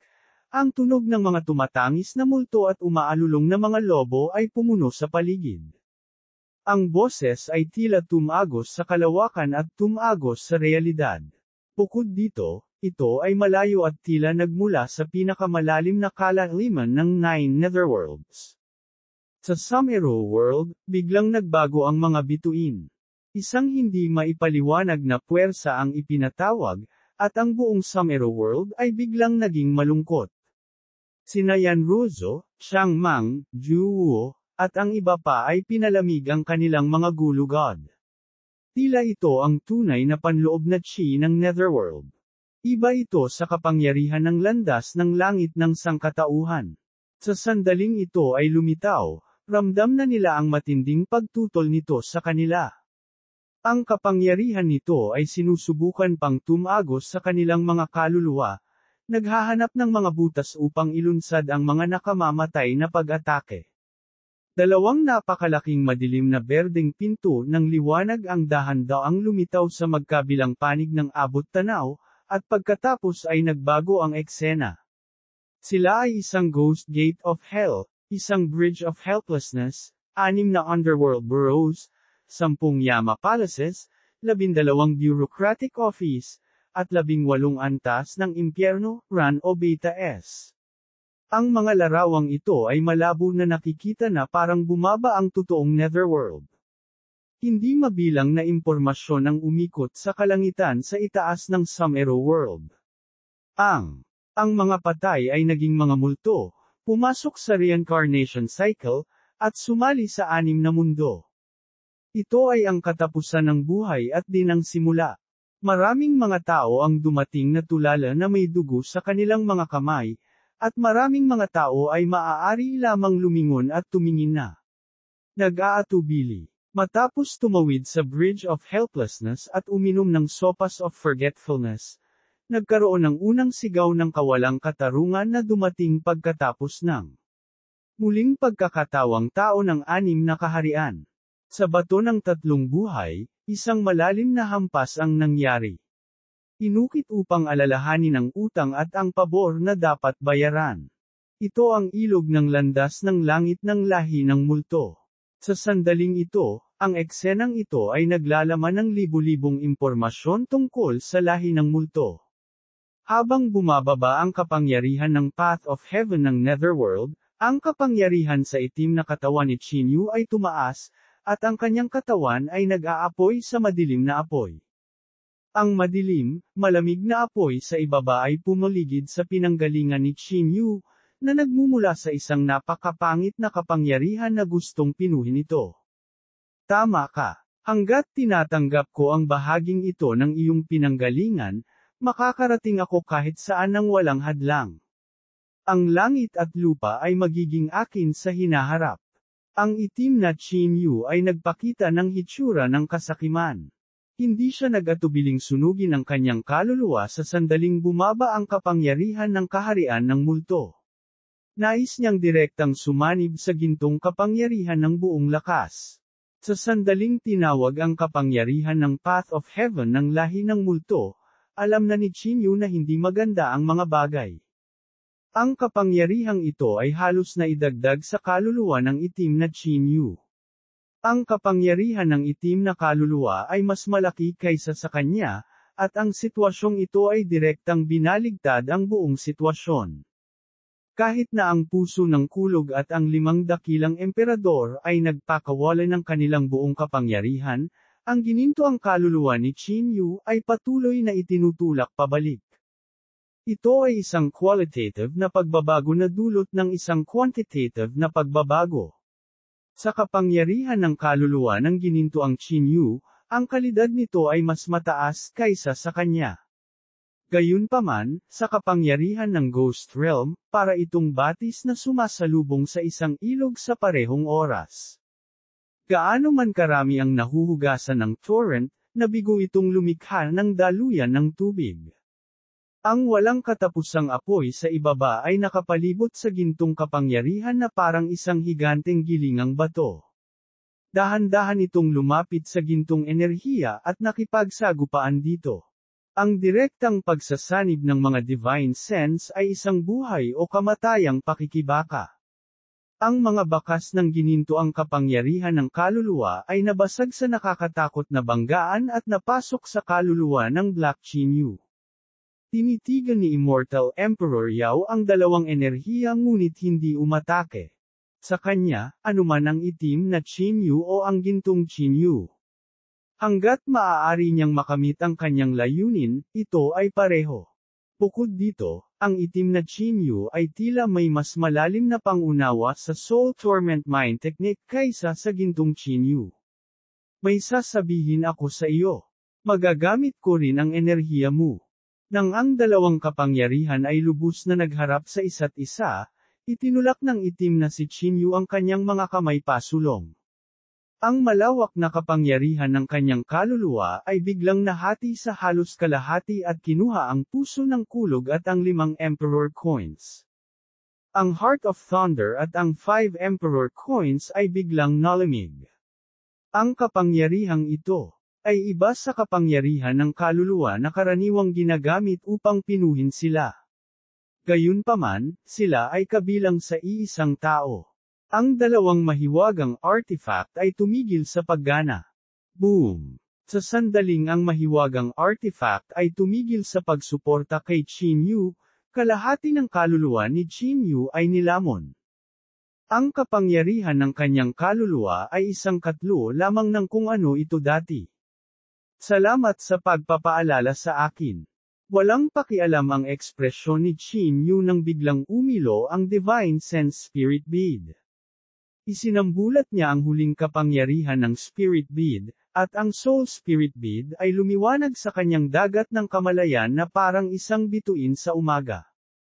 Ang matinding kapangyarihan ng kaluluwa ay sumugod sa dagat ng lahi ng multo sa landas ng langit. Si Qin Yu ay bumuo ng isang selyo ng kamay, at ang gininto ang kapangyarihan kasama ng kapangyarihan ng Ghost River ay bumulwak. Ang target ng pag-ataking ito ay ang Immortal Emperor Yao. Ang kapangyarihang ito ay talagang hindi napakalaki, ngunit agad itong nagdulot ng galit ni Immortal Emperor Yao. Nakaramdam siya ng pamilyar na kapangyarihan mula sa Path of Heaven na ito. Tila bahagi ito ng pinagmumula ng kapangyarihan ng Coffin of 9 Lifetimes, at talagang pinigilan siya ng kabaong na ito hanggang sa hindi niya mapigilan. Bukod dito, ang kapangyarihang ito ay nagbigay sa kanya ng pamilyar na pakiramdam at para siyang pinahihirapan mula sa malayo. Umuungol. Kaagad, ang Immortal Emperor Yao ay nagpakawala ng dagandong na hindi parang boses ng tao. Sa unang pagkakataon, bakas sa mukha niya ang galit. Gumalaw ang kanyang katawan at sumugod sa dagat ng landas ng langit ng lahi ng multo, na nagpapahintulot sa kapangyarihan ng lahi ng multo na palibutan siya. Boom! Sinuntok niya ang dagat ng landas ng langit, at halos kaagad, ang dagat ng landas ng langit ng lahi ng multo ay nabasag na parang salamin. Ang kaluluwa ng itim na Qin Yu ay umabot sa limitasyon nito upang magawang iguhit ang ilog ng landas ng langit ng lahi ng multo. Kabanata 2438, Pagbabalik sa sarili. Kaharap si Immortal Emperor Yao na nakabawi sa isa sa kanyang mga espiritu, ang ilog ng Path of Heaven ay agad na naging maraming daloy ng liwanag at sumabog sa Sumero World. Fusion. Ang ilog ng Path of Heaven ng tinawag na lahi ng multo ay nabasag na. Hindi na nag-alala si Qin Yu. Inilabas niya ang lahat ng kanyang panlaban at hinayaan ang itim na Chinyu na lumunin ang buong kaluluwa niya. Sa sandaling nagsanib ang dalawa sa isa, ang kapangyarihan ng dalawang kaluluwa ay nagsagupaan sa pinakadirektang paraan. Ang sinumang makapagpapanatili ng kanilang kamalayan sa huli ay magiging pinakahuling nagwagi. Ang sagupaan ng mga kaluluwa ay magdudulot ng matinding sakit sa tuwing sila ay magsasalpukan. Ang gintong Chinyu ay parang estatwa na walang sakit. Paulit-ulit niya itong hinampas hanggang sa wala ng kirot, at saka lang niya dahan-daang napigilan ang kanyang pagod na divine sense. Sa sandaling ito, tahimik na lumawak ang kapangyarihan ng madilim na divine sense, at tila isang bagong mundo ang bumukas sa harap ng kanyang mga mata. Magagamit niya ang kapangyarihan ng Evil Eye nang walang pagpipigil at hindi na kailangang supuin ito gamit ang 5 Emperor Coins at ang Heart of Thunder. Makokontrol din niya ang kapangyarihang ito sa pamamagitan ng kanyang likas na kamalayan upang matiyak na hindi siya tatahak sa landas ng Netherworld at maging isang masamang espiritu na nakikibahagi sa walang humpay na pagpatay. Kahit na ang kanyang kaluluwa ay nakaranas ng isang mahusay na labanan, ang kanyang kasalukuyang estado ay nasa tuktok nito. Kumuha. Nang bumalik ang banal na pakiramdam ni Chinyu, ang kanyang mga mata ay naglabas ng matinding liwanag. Ang ilog ng lahi ng multo ng kapangyarihan ng Path of Heaven ay biglang napigilan si Chinyu. Pinalibutan ng 5 dakilang emperador ang kapangyarihang ito at dahan-daang pinadalisay ito sa Sumero World. Matapos sumanib sa Sumero World ang mga sip-sip ng landas ng langit ng lahi ng multo, marahas na yumanig ang buong espasyo. Ito ay hindi isang pagbabago sa pagpapalawak ng espasyo ngunit isang husay na pagbabago sa buong espasyo. Sa sandaling ang lahat ng kapangyarihan ay pinagsama sa Sumero World, isang kakaibang kababalaghan ang biglang lumitaw sa pagitan ng langit at lupa. Ang mga kaluluwa ng hindi mabilang na mga tao na namatay sa Sumero World ay lumitaw sa harap ng lahat. Ang mga taong ito ay may malungkot at malamig na mga ekspresyon habang sila ay nakatitig sa lahat ng walang katapusang malisya. Gayunpaman, isang puwersa ang humila sa kanila patungo sa Bridge of Helplessness ng dahan-dahan tulad ng isang summoning force. Nang ang mga kaluluwang ito ay damapo dito, ang kanilang mga ekspresyon ay agad na naging mapurol na parabang ang kanilang mga alaala ay hinuberan. Pagkatapos nito, ang mga kaluluwa ay dahan-daang naglakad patungo sa kabilang pampang, at ang mga bagay sa kanilang katawan ay patuloy na umaalis sa mga kaluluwa at nagsasama sa landas ng langit ng lahi ng mga multo. Ang mga light spot na ito ay tila mga alaala ng kanilang kaluluwa, swerte sa kosmiko, at iba pa. Nang tumawid ang mga kaluluwang ito sa Bridge of Helplessness, para silang mga kandila sa hangin, halos imposibleng makita ang maliliit na apoy. Isang liwanag ng patnubay ang bumagsak sa kanila, at ang maliliit na apoy na ito ay muling nagkatawang tao sa sangkatauhan. Isang Path of Heaven cycle ang nabuo sa ganoong paraan. Gayunpaman, naramdaman ni Chinyu na medyo kakaiba ang cycle na ito. Pagkatapos ng kamatayan, ang lahi ng tao ay papasok sa kaharian ng mga multo at huhuberin ng lahat bago muling magkatawang tao bilang mga tao. Pagkatapos ng paglinang sa sangkatauhan, sasakupan nila ang isang bahagi ng cosmic clock at mga mapagkukunan ng sangkatauhan. Sa katagalan, ang Path of Heaven ng lahi ng multo ay tiyak na pipigilan ang sangkatauhan. Malalim na sumimangot si Chinyu. Kung ito ang naging ikot ng landas ng langit sa loob ng bilyon-bilyong taon, ang sangkatauhan ay dapat matagal nang pinigilan ng lahing multo. Imposibleng manatili ang lahi ng multo sa polar world at hindi maaaring lumabas kapag malakas ang Path of Heaven ng sangkatauhan, RAOES. Maaaring hindi sapat na komprehensibo ang phenomenon na ginaya ng landas ng langit na ito, o ang deduction. Pinawi ni Chinyu ang kanyang mga iniisip at muling tumingin sa Sumero World. Sa pagsasanib ng landas ng langit ng lahi ng multo sa mundo ng Sumero, Ang mundo ng Sum-Ero ay sumailalim sa mga pagbabagong nakakasira sa lupa na tila mas malapit sa totoong mundo.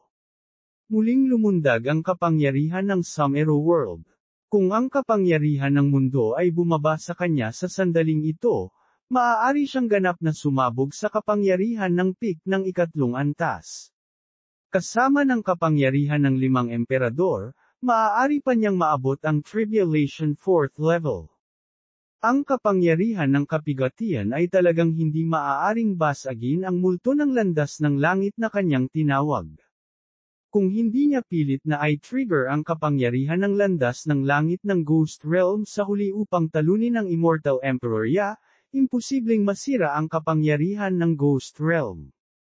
Ang pag-atake ng Immortal ay tila ganap na naiiba sa Tribulation Transcending Stage sa pamamagitan ng pagkakaroon ng sariling kapangyarihan ng Dao Technique. Matapos ang lahat ng mga pag-iisip na ito, sa wakas ay nakakuha si Qin Yu ng pananaw sa kanyang kaluluwa. Ang daan ng Yin at Yang. Nilaslas niya ang walang hangganang kapangyarihan ni Yin at Yang. Pagkatapos nito, ang walang katapusang sama ng loob ay pumasok sa kamalayan ng Evil Eye at nalipat sa kanyang banal na kahulugan sa pamamagitan ng panakot. Sinipsip ni Qin Yu ang kapangyarihang ibinalik ng Evil Eye sa isang lagok, ngunit ang kanyang kaluluwa ay dumighay na parang nakakain ng tonic. Ang kapangyarihang ito mismo ay isang puwersang nag-backlash. Gusto nitong lumunin si Qin Yu at kontrolin siya. Gayunpaman, sa sandaling ito ay naging mas mababa. Tumango si Qin Yu. Noong siya ay nasa pamilyang Ji, kontrolado ng itim na Qin Yu ang makamulto na espada. Magagamit niya ang Evil Eye ng walang pagpipigil at hindi natatakot sa kapangyarihang ito. Ngayong nagsanib na ang dalawa, magagamit na rin niya ang kapangyarihang ito. Kahit na ito ay ang madilim na kapangyarihan, ano ang mahalaga kung ang kanyang kaluluwa ay nasa kadiliman? Hanggat naiintindihan niya ang direksyon, ang kapangyarihan ng kasamaan ay maaari pa ring maglabas ng liwanag ng hustisya. Kung wala ang kapangyarihan ng Ghostly Sword Evil Eye, hindi siya maaaring tumagal hanggang umatake si Lei Qinggai sa huli. Ruozo, gusto kong dalhin ang Immortal Emperor Yao sa Ghost Realm. Mula ngayon, ikaw at si Elder Guai ay maghahalin-hinan upang kontrolin ang Sum-Ero Ring. Bago ako bumalik, dapat mong panatilihin ang Sum-Ero Ring sa kalawakan ng walang tigil. Ang iba ay maghahalin-hinan sa paglilinang. Inutusan ni Qin Yu ang dalawa. Ang lakas ni Yan Ruozo ay naging isang soul statue sa dagat ng Path of Heaven, na umabot sa kaharian ng Tribulation 2nd level. Pagkatapos magpakatatag, malapit na siyang tumuntong sa kaharian ng ikatlong antas. Kasama niya, makakaalis si Qin Yu nang walang pag-aalala. Qin Yu, dapat kang mag-ingat sa pagpunta mo sa Ghost Realm sa pagkakataong ito. Hindi ka ba maaaring pumunta? Ang Ghost Realm ay masyadong malayo sa sangkatauhan. Kapag ang iyong kaluluwa ay naubos na sa daan, hindi ka na magkakaroon ng pagkakataong bumalik. Ang pinakamalaking takot sa paggala sa landas ng langit ay ang kapangyarihan ng kaluluwa ay hindi sapat upang bumalik sa tunay na katawan at ito ay magiging tulad ng isang tanga. Ang kaluluwa ay magiging isang kaluluwang gumagala sa kawalan. Matapos maubos ang kapangyarihan ng kaluluwa, ito ay mawawala sa mundo. Hindi alam kung gaano kalayo ang Path of Heaven ng Ghost Race sa sangkatauhan. Nadama ni Yan Ruozo na masyadong mapanganib na pumunta sa landas ng langit ng Ghost Realm. Huwag kang mag-alala, Ruozo. Kailangang pumunta sa Ghost Realm sa pagkakataong ito. Sa hitsura nito, hindi maiiwasan ang labanan sa pagitan ng sangkatauhan at ng babae sa Ghost Realm. Sa pagkakataong ito, maaari nating gawin ito bilang isang paraan para maispiya muna ang sitwasyon ng Ghost Realm. Mapait na ngumiti si Qin Yu at inaliw si Yan Ruozo.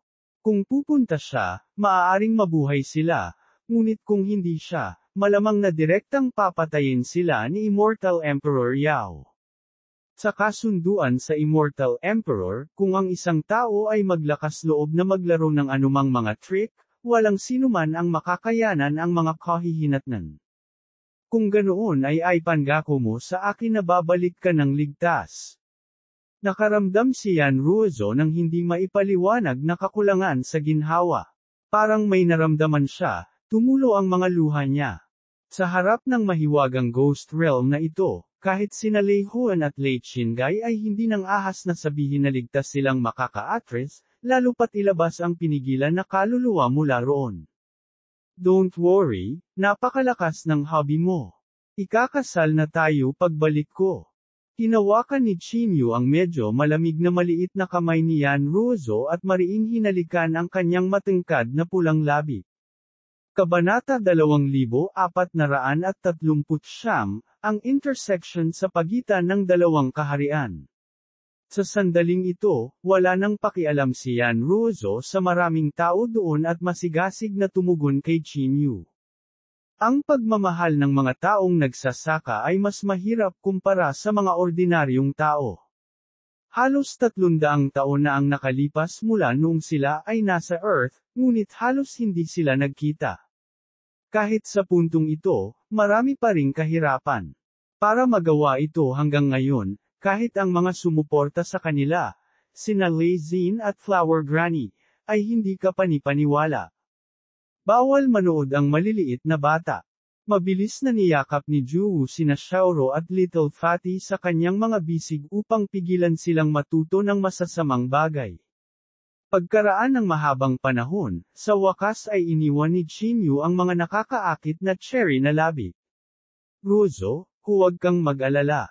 Hindi ako mapipigilan ng isang lahi ng multo. Sa sandaling ito, naramdaman ni Chinyu na anuman ang mga paghihirap na kaharipan niya, kaya niyang lutisin ang mga ito. Mayabang niyang hinayla si Yan Ruozo sa kanyang mga bisig at nagsimulang magyabang. Sister-in-law, hindi ito maganda. Naramdaman kong lumulutang sa hangin ang espiritu ng lalaking ito ngayon. Nag-aalalang sabi ni Juwu. Namula si Yan Ruozo na parang hinog na mansanas. Hindi niya marinig ang mga salita ni Juwu. Tinakpan niya ang mukha gamit ang maliliit niyang kamay. Noon lang niya naalala na napakaraming tao sa paligid. Mabahong Chinyu. Naglakas loob siyang aibuli siya sa napakaraming tao sa paligid. Kinurot niya ng mahigpit ang baywang ni Chinyu gamit ang isang kamay, dahilan para mapangiti ito sa sakit. Inilibot ni Juwo ang kanyang mga mata at tumingin sa kanilang dalawa, alam niyang walang kabuluhan ang kanyang sinabi. Kuya Chinyu, hindi ka dapat mamatay. Kung makatagpo ka ng mga matandang umutot na iyon, dapat kang mag-ingat. Ayon sa aking pagsusuri, ang paglilinang ng mga lumang umutot na ito sa pangkalahatan ay medyo mataas. Hindi alam kung ano ang sasabihin, casual na nagsalita si Changmang ng ilang salita. Tama ka. Napagtanto ko rin na kadalasang mga sanggol ang mga bagong silang, malungkot na sabi ni Chinyu. Elder Guai, Ruozo, iiwan ko sa iyo ang singsing ng Samero. Inilagay ni Chinyu ang singsing ng Samero sa kamay ni Elder Guai, bumaling kay Immortal Emperor Yao, at sinabi. Immortal Emperor Yao, ang iyong 3 kaluluwa at 7 espiritu ay matagal nang naduraj at bumalik sa reincarnation cycle. Gayunpaman, sa isang kaluluwa at 3 espiritu na nagmula sa katawan ng Immortal Emperor, isang kaluluwa at 2 espiritu ang nasa Ghost Realm. Naglakas loob ka bang sumama sa akin sa Ghost Realm? AO. Ang mga mata ni Immortal Emperor Yao ay nagningning ng banal na liwanag. Ginamit niya ang kanyang katawan bilang kasangkapan upang i-seal ang huling bahagi ng kapangyarihan ng kanyang kaluluwa sa kanyang katawan, at talagang napakatagal na nito. Siya, sa pagkatulala, ay hindi alam kung gaano na ito katagal at nakalimutan pa niya ang kahulugan ng kanyang pag-iral. Sa sandaling ito, sa harap ng mungkahi ni Chinyu, halos walang pagdadalawang isip ang kanyang kaluluwa sa kanyang katawan. At pagkatapos, tulad ng puso ng kulog, ang kaluluwa ay pumasok sa dagat ng kamalayan ni Chinyu sa pamamagitan ng isang tiyak na pamamaraan. Nagulat si Chinyu. Ang kanyang kapangyarihan ng divine sense ay naskan sa kanyang buong kaluluwa, ngunit hindi pa rin niya mahanap kung saan nagtatago ang Immortal Emperor Yao. Ito ay isang mahusay na supernatural na kapangyarihan na maaaring magsagawa ng isang pambihirang at mapanlinlang na gawa. Kahit na dati pa siyang nagbukas ng acupoint para sugpuin ang itim na Chinyu, nararamdaman pa rin niya ang lokasyon ng acupoint na iyon. Sa sandaling ito, tila nawala si Immortal Emperor Yao. Hindi niya ito maramdaman. Ito ba ay isang paraan upang tumalon mula sa landas ng langit? Hindi nag-overthink si Chinyu tungkol dito. Isang maitim na kayumangging kapangyarihan ng kaluluwa ang pumailan lang sa kalangitan. Biglang bumukas ang level 2 ni Chinyu's Desolated Divine Eyes. Matapos niyang makuha ang kapangyarihan ng Ghost Realm, ang kanyang kaluluwa ay nakakabit na sa linya ng mga patakaran. Habang umaakyat ang linya ng mga tuntuning ito, bigla itong dumating sa dagat ng landas ng langit. Ito ay isang napakahabang kalsada. Naramdaman ni Chinyu na ang matalim na tuwid na linya ng mga panuntunan ay pumutol sa kanyang banal na kaluluwa hanggang sa siya ay napuno ng dugo. Higit pa rito, habang nasa daan, hindi mabilang na malalakas na hangin ang tumagos sa kanyang kaluluwa, na nagpapahina pa rito. You'll never believe why I moved to Cebu City. Ang oras sa pagitan ng kaluluwa at ang pag-unawa sa totoong mundo ay mas mahaba. Maaaring naramdaman niyang matagal na ang lumipas, ngunit sa totoo lang, saglit lang iyon. Katulad noong nakatagpo niya ang iskolar, ang muling pagkakatawang tao ni Jun Yixia ng 100 buhay, ito ay isang kisap mata lamang sa katotohanan. Bukod dito, sa panahon ng proseso ng pag-akyat, mas malayo ang kaluluwa sa totoong katawan, mas mabilis ang pagkonsumo ng kapangyarihan ng kaluluwa. Kinailangan niyang samantalahin ang oras. Sa sandaling ito, tila may nakita si Chinyu kasama ng paggalaw ng kanyang kaluluwa. Sa napakaraming mundo, mayroong 4 na pangunahing karera. Sila ang lahi ng tao, lahi ng multo, lahi ng demonyo, at lahi ng halimaw. Mayroon ding hindi mabilang na iba pang mga lahi, ngunit ang kanilang kabuuang lakas ay napakaliit upang matukoy ng kapangyarihan ng landas ng langit. Ang nakapalibot sa pinakamababang ilalim ng napakaraming mundo ay ang kapangyarihan ng Path of Heaven ng sangkatauhan. Ang kapangyarihang ito ay nagtipon ng iba't ibang kapangyarihan ng mga patakaran at sa wakas ay nabuo ang isang malawak na karagatan. Bilyon-bilyong tao ang nag-explore sa napakalaking dagat na ito ng Path of Heaven at dahan-daang lumakas. Ang ilang immortal emperors ay tumalon pa mula sa kapangyarihan ng Path of Heaven. Sa sandaling ito, habang gumagala, natuklasan ni Chinyu na maraming lugar ang natuyo, at ang dagat ng landas ng langit ay matagal nang nawala. Lumitaw ang napakalaking bangin sa maraming lugar, na nagpapahiwatig na ang mga lugar na ito ay dapat minsan ay magkaroon ng malakas na kapangyarihan ng landas ng langit. Sa tuyong lupang iyon, maraming soul statues ang nakahiga sa lupa sa hindi maayos na paraan. Ang ilan ay pagod na sa puntong hindi na sila makilala.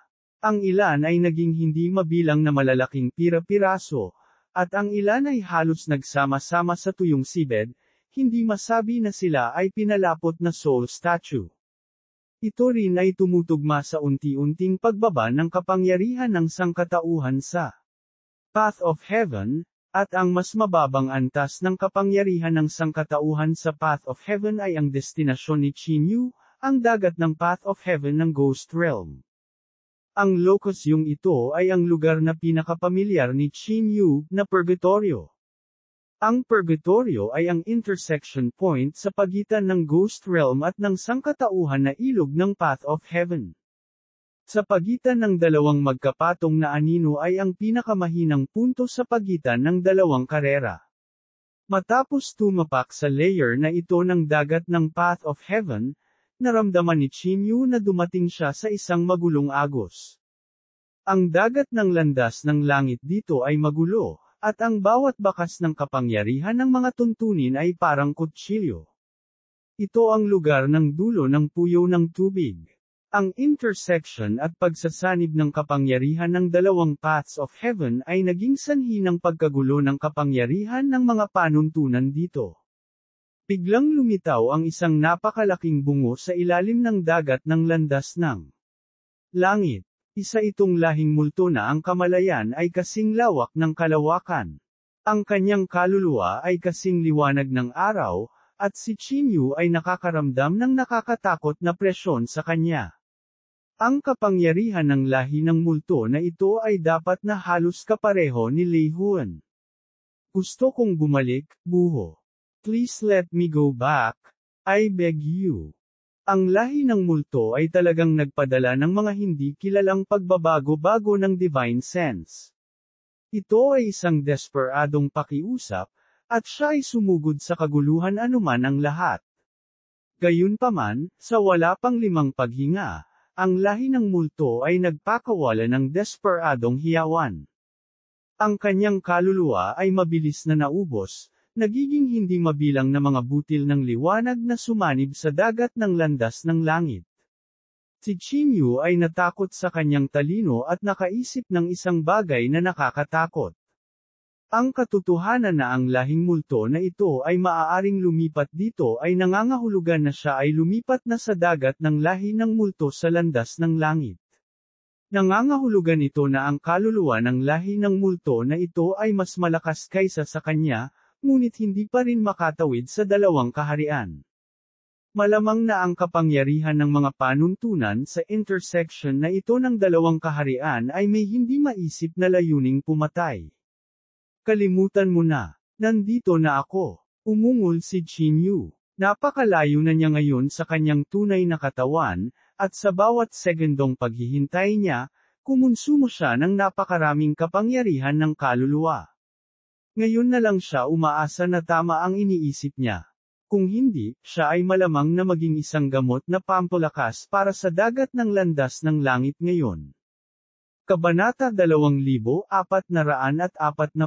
ang Yellow Springs Mark. Biglang bumulusok si Chinyu sa makalangit na dagat sa intersection ng dalawang kaharian at pagkatapos ay tumalon patungo sa kailaliman. Sa isang iglap, ang yelo at nyebe sa ilalim ng nakakapasong araw ng kanyang kaluluwa ay unti-unting natutunaw. Dahil ang dagat ng landas ng langit ay matatagpuan sa pinakamarupok na lugar, ang kapangyarihan ng dalawang magkaibang landas ng langit, mga tao at mga multo, ay pinaghalo. Ang pagkonsumo ng enerhiya na ito ay higit sa 10 beses na mas matindi kaysa noong gumala si Chinyu sa dagat ng kalawakan. Sa ilang paghinga lang, nakaramdam si Chinyu ng panghihina. Ang kapangyarihan ng kaluluwa ay malapit ng maubos. Ito ay wala pang kalahati ng distansya sa ilalim ng dagat ng sangkatauhan ng landas ng langit. Northern Underworld Demonic Technique. Sakupin mo ako. Ang kaluluwa ni Chinyu ay naglabas ng maraming baluktot na black hole. Ang mga itim na butas na ito ay agad na bumuo ng isang napakalaking puwersa ng pagsipsip. Gayunpaman, ang kapangyarihan ng dagat ng landas ng langit ay tila napakatatag. Ang kapangyarihan ng black hole ay talagang hindi na-absorb ang enerhiya. Nagbago ang ekspresyon ni Chinyu. Kayong lahat, pasok. Pinaganya niya ang Northern Underworld Demonic Technique sa kanyang kaluluwa hanggang sa sukdulan, at ang mga distorted black hole na iyon ay agad na nagsanib. Sa likod niya, dahan-daang lumitaw ang napakalaking black hole, parang itim na buwan na sumisikat mula sa dagat. Na-activate na ni Chinyu ang Northern Underworld Demonic Technique sa sukdulan nito. Isang puwersa ng pagsipsip na 5 beses na mas malakas kaysa sa dati na biglang sumabog. Sa sandaling ito, lumitaw ang isang buhawi na libu-libong metro ang laki sa ibabaw ng magulong dagat ng landas ng langit sa intersection ng dalawang kaharian. Sa mas mababa sa isang hininga, ang natitirang kaluluwa sa kalangitan sa itaas ng dagat ng landas ng langit at ang kapangyarihan ng kaluluwa na hindi pa napino ay sumanib dito. Wala pang isang hininga, lumundag ito sa black hole. Ang kapangyarihan ng kaluluwa ay naging isang sinag ng berdeng ilaw at direktang sumanib sa dagat ng kamalayan ni Chinyu, na nagparamdam sa mahinang Chinyu na kumuha ng isang mahusay na gamot na pampalakas. Nasusunog ang kaluluwa. Ang kanyang kaluluwa ay sumabog sa napakalaking kapangyarihan. Ang kanyang kaluluwa ay parang gintong espada, na sumasabog sa dagat ng kalawakan sa kanyang harapan 1 pulgada ang layo. Pagkatapos ay bumilis siya at lumubog sa ilalim, sa wakas ay naabot niya ang ilalim ng dagat ng sangkatauhan ng landas ng langit. Sa harap niya, naramdaman ni Chinyu ang isang hadlang. Tila iyon ang pinakamarupok na lugar sa pagitan ng dalawang kaharian. Hanggat maaari niyang malagpasan ang hadlang na ito sa loob ng maikling panahon, ang kanyang kaluluwa ay maaaring makapasok sa kaharian ng multo. Sa intersection ng dalawang kaharian, ang puyo ng tubig ay umikot ng mas marahas. Maraming kapangyarihan ng Path of Heaven ng lahi ng multo ang tumagos sa lugar na ito, at gayon din, ang kapangyarihan ng lahi ng tao sa landas ng langit ay tatagos din sa kaharian ng mga multo. Sa interpenetration na ito, ang mga patakaran ng Path of Heaven dito ay naging magulo na parang isang patay na buhol. Kahit nabuksan ni Chinyu ang kanyang malungkot na banal na mata, hindi siya makakakuha ng anuman mula sa magulong langit na dagat na ito. Northern Underworld Demonic Technique. Huminga ng malalim si Chinyu at muling pinakawala ng cultivation method. Sa isang iglap, muling nagliwanag ang kanyang kaluluwa. Sa ilalim ng kanyang kontrol, nagsimulang mag-alab muli ang kaluluwang hinigup niya. Nag-transform ito sa isang napakalaking puwersa na umagos sa kaluluwa ni Chinyu at pagkatapos ay ipinadala sa kamay ng kaluluwa ni Chinyu. Evil Eye. Ang daan ng yin at yang. Boom! Mabangis na lumabas ang sable. Sa ilalim ng slash ng kaluluwa ni Evil Eye, hindi mabilang na mga bula ang biglang lumitaw sa hadlang. Sinamantala ni Chinyu ang pagkakataon sa sandaling nabasag ang hadlang at bumaon dito. Habang hirap na hirap siyang sumisiksik, may bahagyang gumalaw sa tagiliran niya. Isang pares ng kakaibang malalaking mata ang nakatitig sa kanya. Ang biglaang pagbabagong ito ay halos matakot sa kamatayan ni Chinyu. No S. Isa itong parang buhay na soul statue na nakatitig sa kanya na parabang curious sa presensya ng ganoong cultivator dito. Lalong naging curious si Chinyu. Sa magulong lugar na ito kung saan nag-intersect ang dalawang kaharian, maaaring may mag-condense ng soul statue dito. Ito ay na-admanded not of power of rules. Sinong eksperto ang makakaunawa sa kaukulang mga tuntunin ng landas ng langit gamit ito? Saan nanggaling ang freak na ito? Gusto talaga ni Chinyu na makita ang estilo ng may-ari nitong soul statue. Gayunpaman, sa sandaling ito, ang ilog ng lahi ng multo ng landas ng langit ay nagpakawala ng napakalaking puwersa ng pagsipsip at hinayla siya papunta dito. Ang bitik pagkatapos ay dahan-daang naglaho na parang hindi kailanman lumitaw. Ang dagat ng landas ng langit ay nanatiling pareho. Naglaho na rin ang mga buhawi sa dagat. Ang lahat ay tila namumulaklak at nalalanta sa isang kisap mata. Kung ikukumpara sa lahi ng tao, ang ilog ng lahi ng multo ay napakapayapa. Ang nakamamatay na katahimikan ay nagparamdam kay Chinyu ng takot sa halip.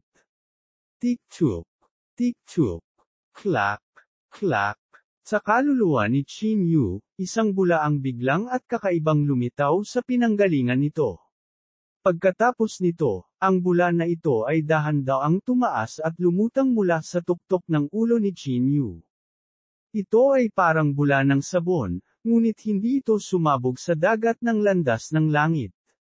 Sa ilalim ng natitirang liwanag ng pulang dugo na buwan ng lahi ng multo, ang bula na ito ay may isa pang kakaibang kagandahan. Ang bula na iyon ay tumaas ng palayo sa dagat ng lahi ng multo at pagkatapos ay biglang pumutok. Biglang nagkaroon ng hindi maipaliwanag na pakiramdam si Chin Yu na parang may biglang nawala. Napaka-weird ng pakiramdam na ito. Ang kapangyarihan ng kaluluwa ni Chin Yu ay hindi naubos. Gayunpaman, dapat mayroong kakaiba. Ang dagat ng landas ng langit ng dalawang lahi ay maaaring ganap na magkaiba, at ang pag-iisip ng sangkatauhan ay hindi matukoy ang kapangyarihan ng landas ng langit. Nagpasya si Chin Yu. Ang kanyang kaluluwa ay sumambulat sa pinakamalakas na kapangyarihan at mabilis na umakyat. Hindi nagtagal, sumugod siya sa dagat ng mga multo. Ang Ghost Realm ay lumitaw sa kanyang harapan sa unang pagkakataon. Gayunpaman, sa kanya, simula pa lamang ito ng hamon dahil ang kanyang tunay na katawan ay nasa lahi ng tao. Sa sandaling ito, aagawin niya ang kaluluwa ni Immortal Emperor Yao gamit ang kanyang kaluluwang katawan.